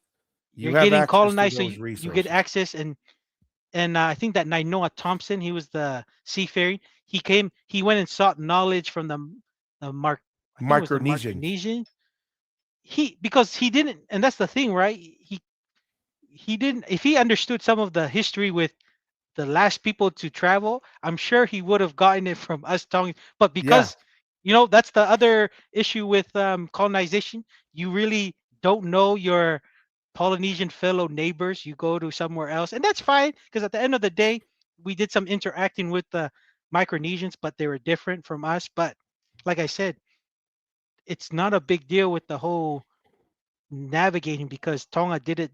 The we were the last ones to do it traditionally, and then we still have very well known people that can still make our traditional canoes even now. I mean, I can't think of any any people that can still make it. Maybe they can make the ones now, but now that there's I'm talking about the early ones, and I'm thinking like Tuyone because I'm thinking the hmm, early 2000s. This is before he was a fellow Tongan. He created the boat. He even the boat that in Hawaii they use for traditional sailing is made by Tuyone, Pulotu. So that's my thoughts there, Tua. no, 100%. And this is where, let me see here. I'm gonna share something. This is why it's important, Masi, because that was that was something that stuck out to me. And I appreciate that they went to the Micronesian guy to kind of get some of that knowledge. Yeah. But my only kind of thing to add to that is that was not the Polynesian way of No. navigating, No. right? No. And Yes. and Yeah. so what that does is we miss out on how and why that's important. And I'm gonna try and let me see if I can zoom in Yeah. here. But you were Well, gonna, it sounds like you were gonna say something, Mus. yeah. No, I was just gonna say, right, when you're colonized and you're kind of lost, you kind of just reach out for anything, and you're trying to seek an answer so quickly, and you had no direction. If there was some kind of study or kind of understanding that they could have reached back to Tonga, we'd be happy to help our Hawaiian brothers and sisters like Nainoa Thompson to uncover that knowledge. But you know, some people, when you rush things, sometimes you just grab whatever is close. Micronesia was Yeah. close.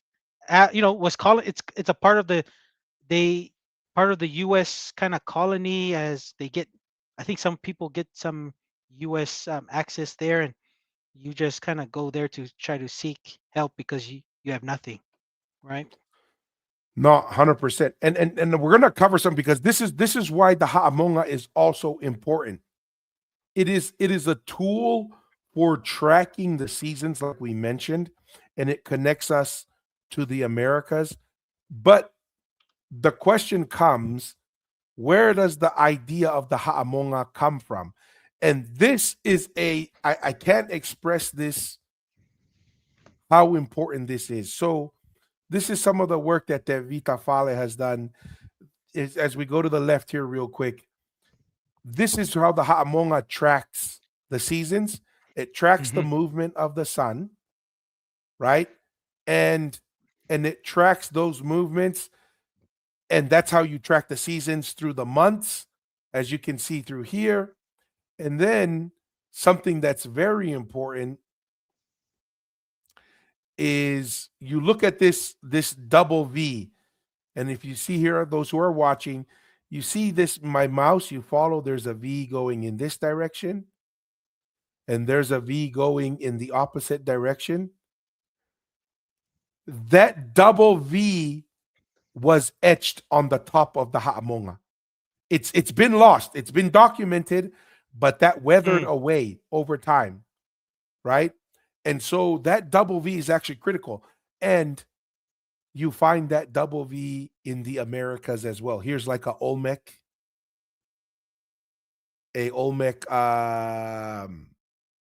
ruin has Okay. the double V, the pointing of the V in there. But to understand how significant the Ha'amonga is a representation on earth of what's in the heavens.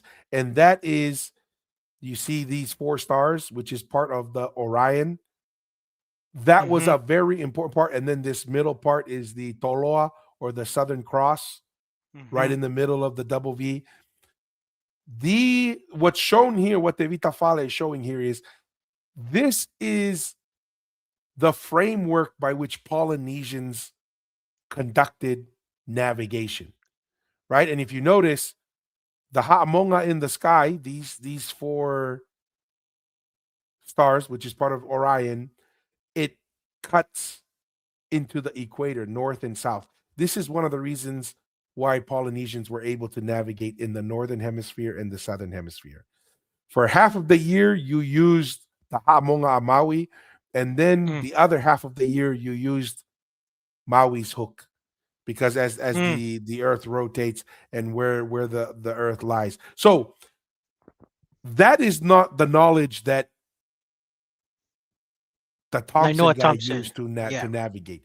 He used the Polynesian, the Micronesian, which, hey, it works, and it worked using direction and using those things. But just to be clear, you could use a compass and you could use GPS to go from Hawaii to Tahiti, but that's not how the Polynesians of the past Correct. did it. And when you understand this, And the reason why this is important to our viewers and to our listeners, if you don't understand this, you not only don't understand our connection to the Americas, you don't understand how and why our ancestors behaved a certain way, but then you won't understand why the Tamafakava is structured and built the way it is. These are Mm. things that are connect. This knowledge is reflected in every aspect of ancient Polynesian religious, government, social structure, and which is why it seems silly, but it matters to understand how our ancestors navigated. Just wanted to point that out. Anything on that, Masi, before I back out of this? Nope. That's I think you did it really well explaining that that's the Polynesian way of navigating. So, and right, that's the perks of never being colonized. We were able to retain information to make it to the 21st century, right? Absolutely. Did I actually close? I may have accidentally closed the uh, oh no, it's still open. How come it won't show me Grok's research here? It shows here that it's open. Well, Man, a lot of props to presented. Grok, man. That's I a that's a know. that was a that was really detailed, right? Like Yes. we, I've always kind of knew it why Tongatapu, but it's good that Gronk has put it And together that's for just the us to. first part. That's just the first Yep. part, Masi. We have more. I'll read the next one. Okay. Okay. The agricultural advantages. The island's thick, fertile soil, deposited from volcanic ash of neighboring volcanoes, supported intensive cultivation of staples like yams, taros, bananas, and coconuts, making it a productive base despite its cooler climate compared to northern Tongan islands. This fertility allowed for surplus production, sustaining a large population and enabling tribute systems where goods flowed inward. Historical features like the Ha'amonga Maui Trilithon, a solar observatory, aided agricultural timing for planting and harvesting, tying celestial navigation to farming efficiency. In contrast to Samoa and Fiji, which had slower population growth due to larger but less uniformly arable land and more varied topography. Tongatapu's consistent soil quality and flat landscape supported denser settlement, economic stability, crucial for empire maintenance. Wow.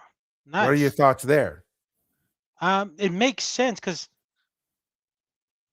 Tongatapu, because I'm thinking, man, if you're having a large, especially when you're still requiring everyone to travel to Tongatapu, you're having all of your subjects from all over the Polynesian Empire, the Tuitonga Empire, coming to Tongatapu.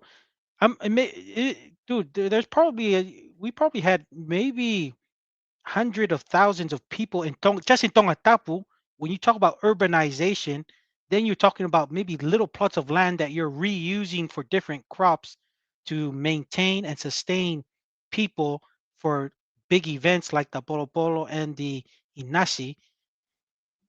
No other island can produce that quick of harvest than any other island, and that we just all witnessed it today. There was an explosion of the Hunga Tonga Hunga Ha'apai. That was just the explosion and the minerals and the vitamins from that thick asphalt that's hit Tongatapu. It just let's just say fertilize it on steroids of Yes. Tongatapu. And we just saw it, like that's probably what's happening throughout. Let's just say that wasn't we only say it's a phenomenon now because we have scientists from other worlds saying, "Oh, this is crazy." That was probably happening during the Tangaloa Tuitonga era for so many years. It's why Tonga is so fertile with crops, and that's the reason why Tonga Tapu was chosen. Because it had to support hundreds of thousands of people, you know, and you can only do that if you have really good soil. And not only that, because usually when you do farming, after you harvest a certain area, you really can't plant anything else. But in Tongatapu, it's very unique because the nutrients is still so strong within that same plot. You can go ahead and plant something else right after. Right So after. in a small area and still get a large amount of crop that will produce a good amount to sustain.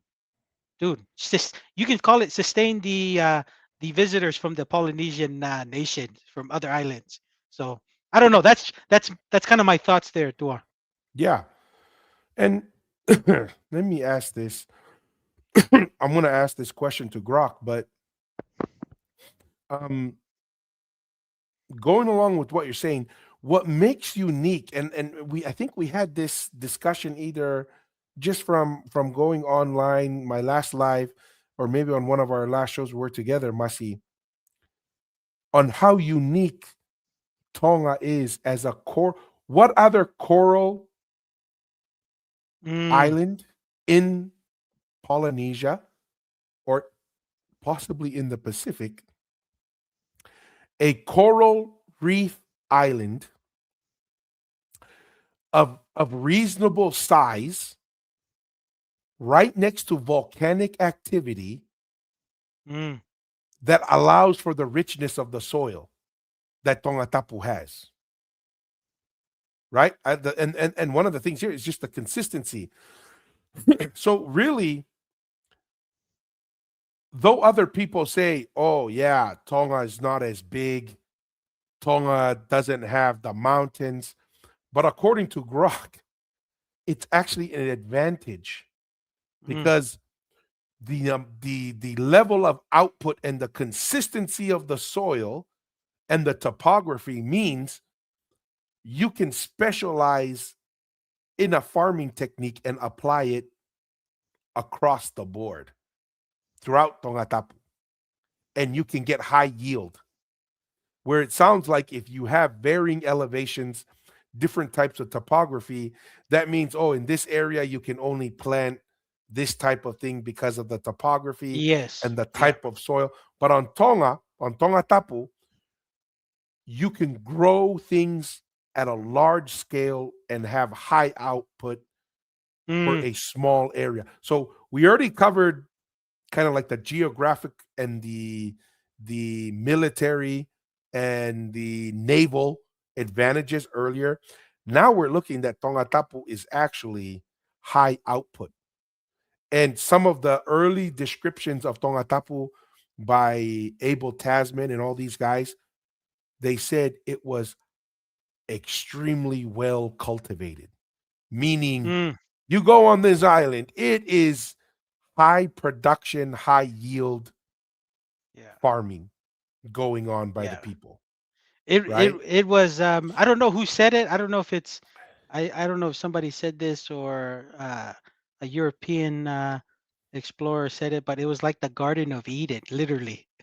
Yeah. Like that's how fertile it was in Yeah, because Tongatapu. where else are you going to get that mix? Now that we're having this conversation, what other island coral reef that has the richness of volcanic soil but flat across the board? Mm, Like I don't know, I can't think of an island right now that kind of matches that.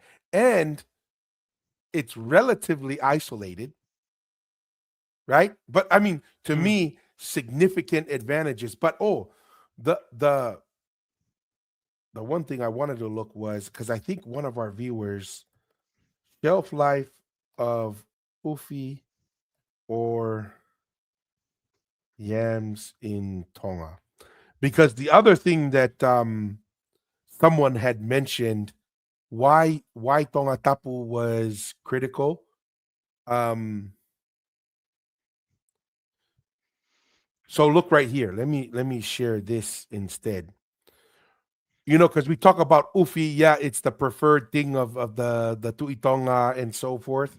But someone had shared another reason why Ufi is such a big deal. Eh, And honestly, I'm not aware of another Polynesian island that or group of islands that grows ufi like in Tonga, Masi, where they grow it yeah. to like the 6 foot long and stuff. Are you aware of like other islands that grow it to that level?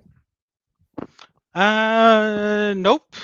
Never Okay. seen it. The only ones I've seen is the Ufivao in Haamoa, and they're So small here's little the balls. yeah. So here's the interesting thing. He said Ufi, also spelled Ufi, is the Tongan name for yam, primarily referring to that's the scientific name of it. Dioscorea alata, greater yam or water yam, a staple crop in Tonga with deep cultural significance. It's often harvested seasonally and stored for extended periods to provide food security outside the main growing season. Shelf life of ufi or yams. In traditional Tongan and broader Pacific Island context, fresh ufi or yams can have a relatively long shelf life compared to many other crops when handled properly. That's the important word right there. Properly. Yes, under good traditional storage, ufi pits in Manua, There you right? go. Example in barns, shaded, ventilated structures, yams can last 2 to 6 months Oh after snap! harvest, sometimes up to 6 months or more for planting seeds. Losses typically start low, but can rise to 30 to 50% after 6 months due to sprouting, rot, and weight loss. Without proper conditions, shelf life drops significantly, often to just weeks if exposed to heat, moisture, or poor ventilation. For comparison, some general sources note raw yams last about 5 to 7 days at room temperature or up to 1 month in cooler. But these are not optimized for tropical Pacific varieties like Ufi. In Tonga, yams are stored fresh, not refrigerated for months without modern cooling thanks to their natural dormancy period. So, Ufi was an extremely important, and this could be the other thing, Masi, why Ufi was so important. It was recognized to be high shelf life, long shelf life. Mm, And yeah, and so you have Ufi because it provides economic stability as well. yeah, yeah. So that's another important thing. Once again, it's that economic impact and influence that goes a long way. But one of our viewers had mentioned that I think in a comment in the past. So I thought, oh, That's wonder awesome. for That's awesome another feedback. reason. Yeah. So all right, let's see what's next. Well, let's see what else that Grok. Grok provided. All right. You wanna? Is this Size and whose turn is it? Your turn or your my turn? turn. Right? My turn. Yep. Size and population advantages. At 257 square kilometers, the largest in Tonga, Tongatapu housed about 70% of the kingdom's population, providing a concentrated labor force for construction, agriculture, and the Imperial Navy. Ancient Mu'a, the empire's core, spanned 1,170 hectares with an estimated 6,700 to 7,600 residents, representing a low density urban center that facilitated administrative control. This scale allowed for monumental architecture like royal tombs and forts, symbolizing power. While Samoa and Fiji had larger overall land acres, potentially supporting more people, Tongatapu's centrality and population density enabled quicker mobilization of resources and warriors, giving it an edge in maintaining hegemony, hegemony over fragmented archipelagos. Yes. So this is the thing that's interesting here. Yes, Samoa and Fiji could have larger populations spread out over a larger piece of land. Tongatapu can maintain higher density. This is And this goes back to that study, Masi, that we looked at in the Toloa area, Mm-hmm. where people were shocked, or at least the scientists were shocked, that, you know, close to 100 AD to 100 BC, they were finding what? Urbanization, low density Yes. urbanization From the on laser. Tongatapu, Yeah. right? And then why were they able to have, low density urban centers on Tongatapu? Well, it's because of the soil. It's because of the flat land Mm. and the richness of the soil. You can have, though it's a smaller population, but when you look at it per capita of resource and people, it's actually more dense, and you can have uniformity of people. And that's why, and you mentioned it, Masi, the first time we looked at ruins, what does ruin say? You have a healthy labor force. You can mobilize labor. You can mobilize resources. And Tongatapu Provides could all of that. facilitate that, Mm. right? You could bring like we're looking at the let's lose the Pai Pai Terea. It is documented that it was a lot of Samoan labor, Yeah. right? To come in and to build these things. So what do you got to do when you bring a big labor force? You got to feed them. So you bring House them them. to Tongatapu, you're able to feed them in Tongatapu because why? Surplus of agricultural production. Per capita, it can facilitate that. Oh, and by the way, they have a crop that they grow and spend the time that can last 6 months. It's in the Ufi pits somewhere in Pai Pai Terea somewhere. Exactly. So we start to We- see how, like, dude, when you're just looking from a very shallow, oh, Tongatapu is nothing. Well, maybe that's why you didn't have a civilization or empire centered where you come from, because you aren't looking at what you need to have a productive center of an empire. You need food. You need a navy. You need consistency and the ability to feed large amounts of people. Imagine all the people coming for the Inasi and the Polo Polo. How are you going to feed these people? Mm. Yeah, they're going to bring food, but they're traveling long distances. When they show up, the food's got to be there on the island. So maybe that's why they said we're going to meet on Tongatapu, because Tongatapu has We the can. economic Mm. capacity to feed these people. Anyways, Mm. those are just some of the things there. Anything you wanted to add on this one, Masi? No, I think it explained it really clearly.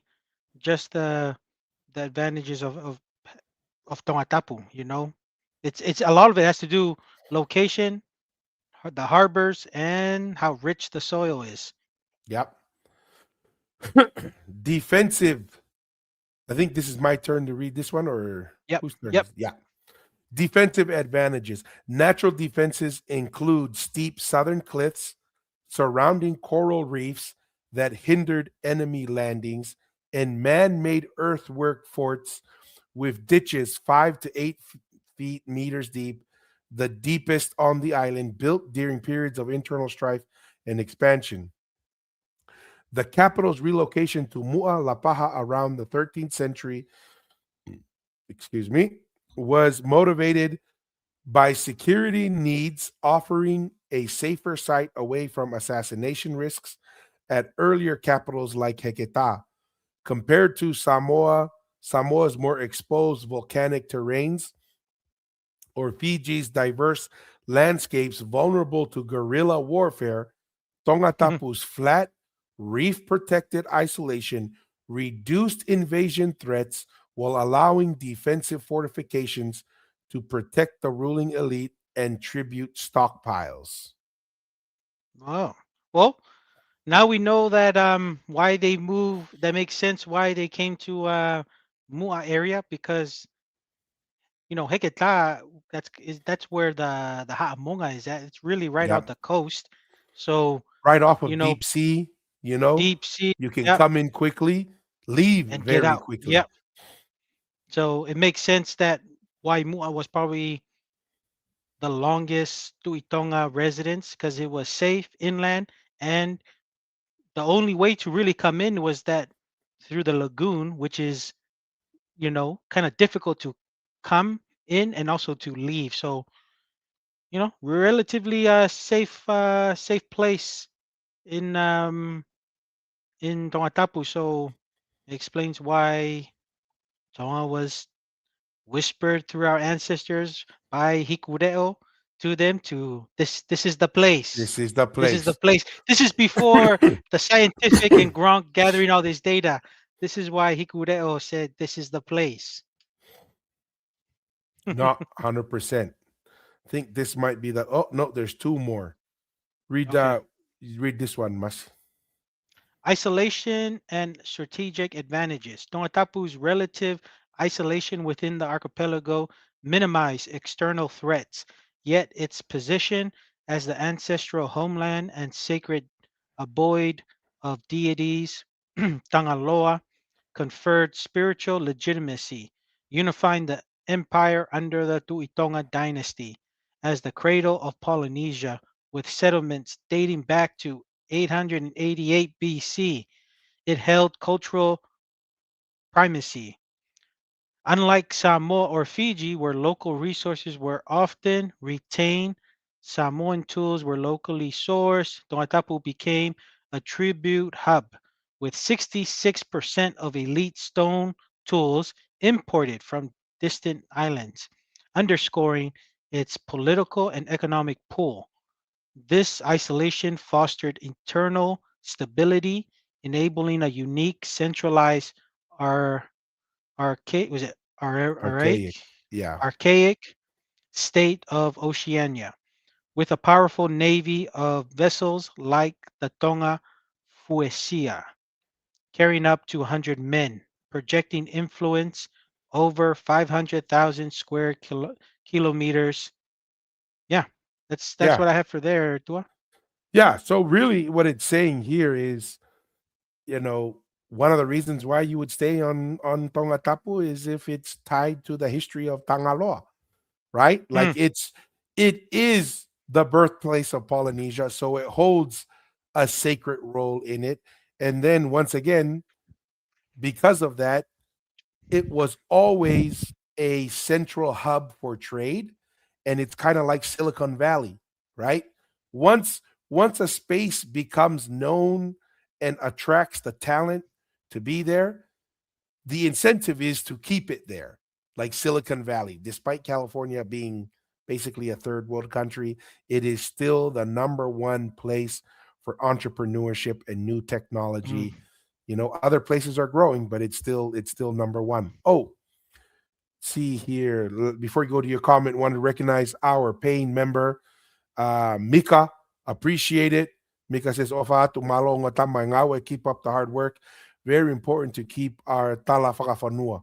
Whakafonua. So malo apito Mika. Malo Mika Appreciate the Losiade. support. Appreciate your constant support. Popo, Malo. Any thoughts on that, Masi? That's kind of what I kind of took out of that analysis by Brock. Um, I find it very interesting this line saying that its ancestral homeland, sacred abode of deities, conferred spiritual legitimacy. It was legitimate. It was legitimized Tongatapu through Hikudeo, and that's why this was the place. So I found that very interesting to, you know, that Tongatapu was chosen, and I know it talked about the 66% of elite stone tools imported. We went through a detailed study on that, so Grok brought that up. So hey, man, I mean it's very the signs are speaking empire. I mean, just this is the center of the empire of Polynesia, Tongatapu, man. So where the Tuitonga, Tangaloa, all of our our Ho'ekis, our founders were in Tongatapu. Yep. Let's see. This looks like the last one here.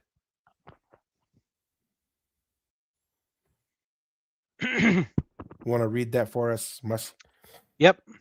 Overall empire building benefits. Despite Other islands like Samoa and Fiji offering more diverse resources or larger populations, Tongatapu's combination of factors made it the irreplaceable capital.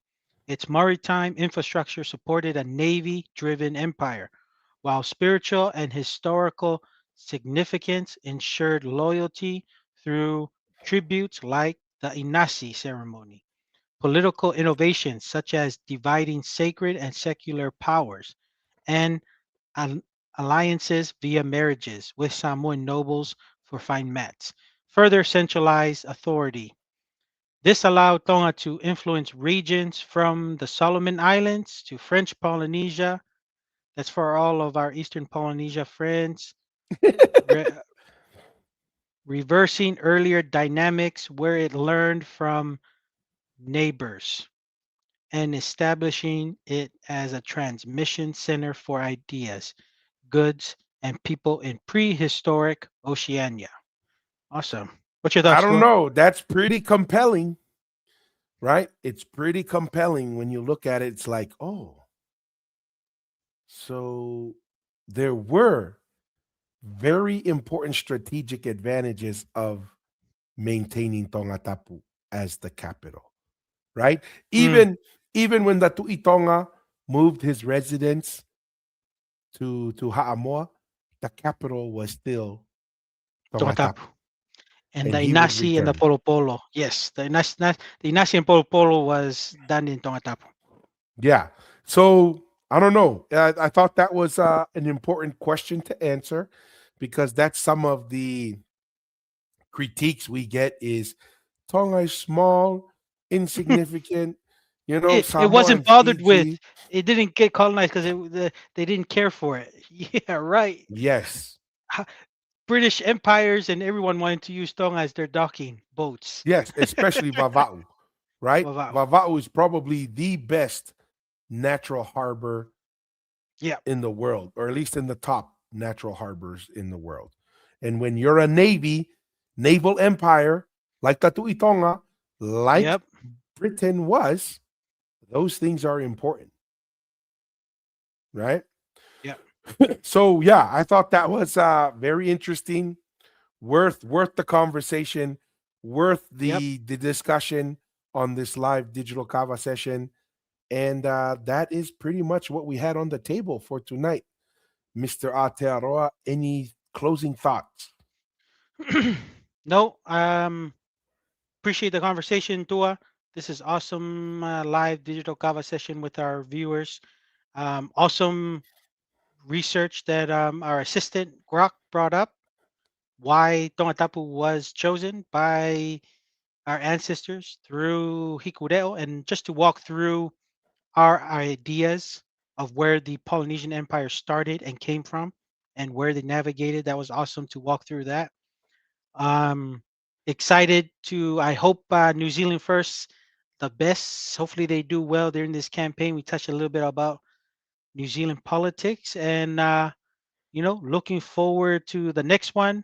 Thank you to our viewers and also our supporters and everyone who views our content and finds some, happiness and some knowledge and are just thrilled about history, just like Dua and I.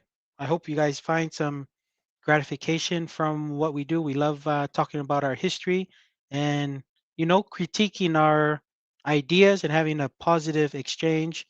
Ofatu to everybody, but that's my closing comments. Malo. Yo, Maro Vito Masi. Just want to echo that. Want to say thank you to all of the viewers and the listeners for all the support, all the likes, the shares, the comments. Please like, share, comment, subscribe, follow us on all of our social media. Those are little things that go a very long way. We are extremely grateful to our paying members of the channel. Still is, surprising and shocking to me that people are willing to invest their hard earned money. We Mm, Masi and I, this is not the full time gig here. This is a part time gig, and we have to work. And we understand that It takes time and energy and sacrifice to contribute resources, and we're Mm. extremely grateful for that. Just to kind of give supporters and haters a quick update on social media, it is a tsunami to say the least. Uh, it is documented. I can, with all transparency, say every 28 days we get at least 600,000 views across our Holy social snap. media, right? Every 28 days. And that's just from what we track. It could be more, right? But that's where we can say at least 600,000 views. We get tens of thousands of comments and interactions. I do my very best to respond Mm. to comments as best as we can, but it's kind of like in waves. Sometimes we respond heavily, and then sometimes we just are busy with work and family, and we go a couple days to a week without responding, and then we come back. But really appreciate everyone's interactions, and honestly, as you can see from Grok's online research, these conversations are making an impact, right? Like AI and searching online, Yep. they're starting to pick up the discussions that we're having. And really, I really want to share this with all earnesty so that people understand this. We've been called racists. We've been called people who just want to cause problems. How can we be racist to Samoans when we have Samoan blood? When really Yeah. we're the exact same people, right? It really makes no sense. We are interested in the truth. And in all honesty, someone had asked, is this all just about pride? Right? Is it just about pride and proving a point that we're told? I said, no, it is not. I don't believe you can have unity and that you can have oneness when you're not built on the truth. We Yeah. have to be built on the truth. We have to know what is our relationship with each other. And I want unity of our people. I want us to be one. And I always feel like one thing that I've found through this whole thing, Masi, a lot of people say we're one people, but when push comes to shove, they really don't think we are one people. They don't understand how we are literally the same people. We were under the same government, social, political, economic system for thousands of years. Our ancestors were intermarrying throughout the islands for thousands of years and moving. When we say on the Polynesianized podcast, we are one people, we say it in the most literal way possible and more literal than any other content creator, any other person who is an influencer. When we say we're one people, we literally mean we are one people. Samoa and Tonga, we have to get this figured out. We have to get aligned. It is very clear. I mentioned this in one of our other things. Samoa and Tonga are the pillars of the Polynesian Empire.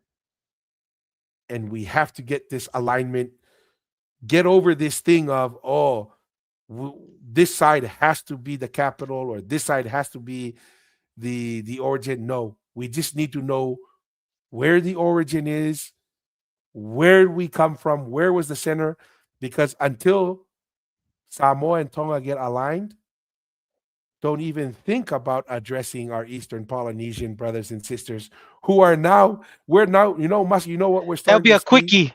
That'll be a Yeah, quickie. yeah. You know what we're starting to see, the arguments now on some of our social media Mm. is our Samoan brothers and sisters arguing with Eastern Polynesia Mm. because our Samoan brothers and sisters are now starting to see the Eastern Polynesian like claims that, because Samoans always say, oh, Savaii means Hawaii. in Eastern Polynesia, and now the Eastern Polynesia is like, no, Hawaii is named after Hawaii from Eastern Polynesia. So we really got to figure this out. We got to get aligned, because if we don't figure that out in Western Polynesia, then we can never be united across the board. And want to recognize Mel again. Thank you for being a paid member. Love your show. It's not biased, but honoring and trying to put the puzzle of origin back and deciphering the correct story. That's what we're all Malo, about, Mel. Mel. 100%. Right? No, yeah. Go ahead, Masi.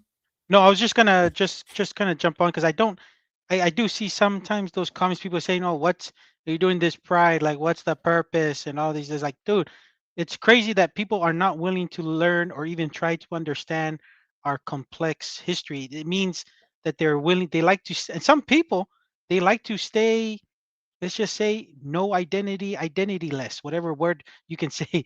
They like to stay, they some people like to be colonized. They like to be colonized by the Germans, so they learn German history, and that's their identity. It's too much work if they want to go back and learn our true ancient Polynesia.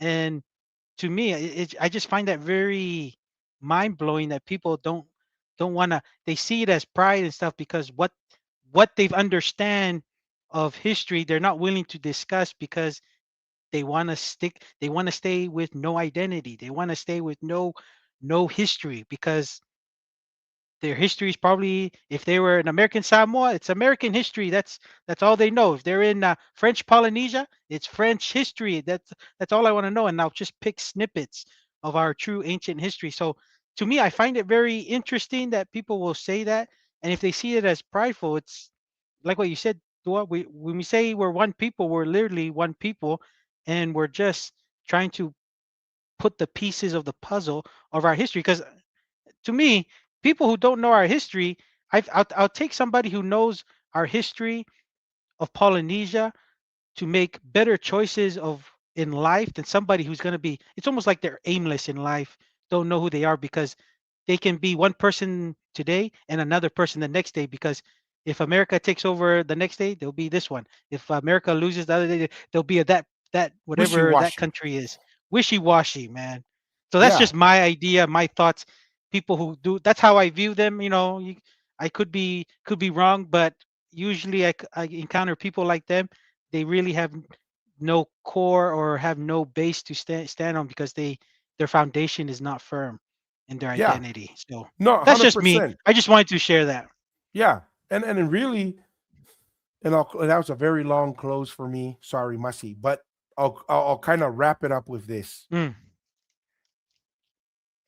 If you really believe our people navigated to the extent that we navigated, if you really believe that we were trading resources at the level that we were doing, if you really believe that our people were sophisticated and understood governments, diplomacy, warfare, and all these things, then it's not a huge thing to think we were one nation, because all the things you're describing is our national identity things. mm. And if you have issues with the idea that we were one nation, then don't talk to me about how great we were as navigators. Don't talk to me about the shared traditions that we have. Don't talk to me about the linguistical similarities that we have, and the intermarrying that we were having for thousands of years, because you don't really believe that. Because if you really believe that, you would see that we were one nation, or at least open to the idea, right? And so that is what we'll end with. Want to say thank you to everyone. As always, don't be afraid to ask the hard questions, right? Be bold, Yes, and sir. always stay curious. Peace. See ya.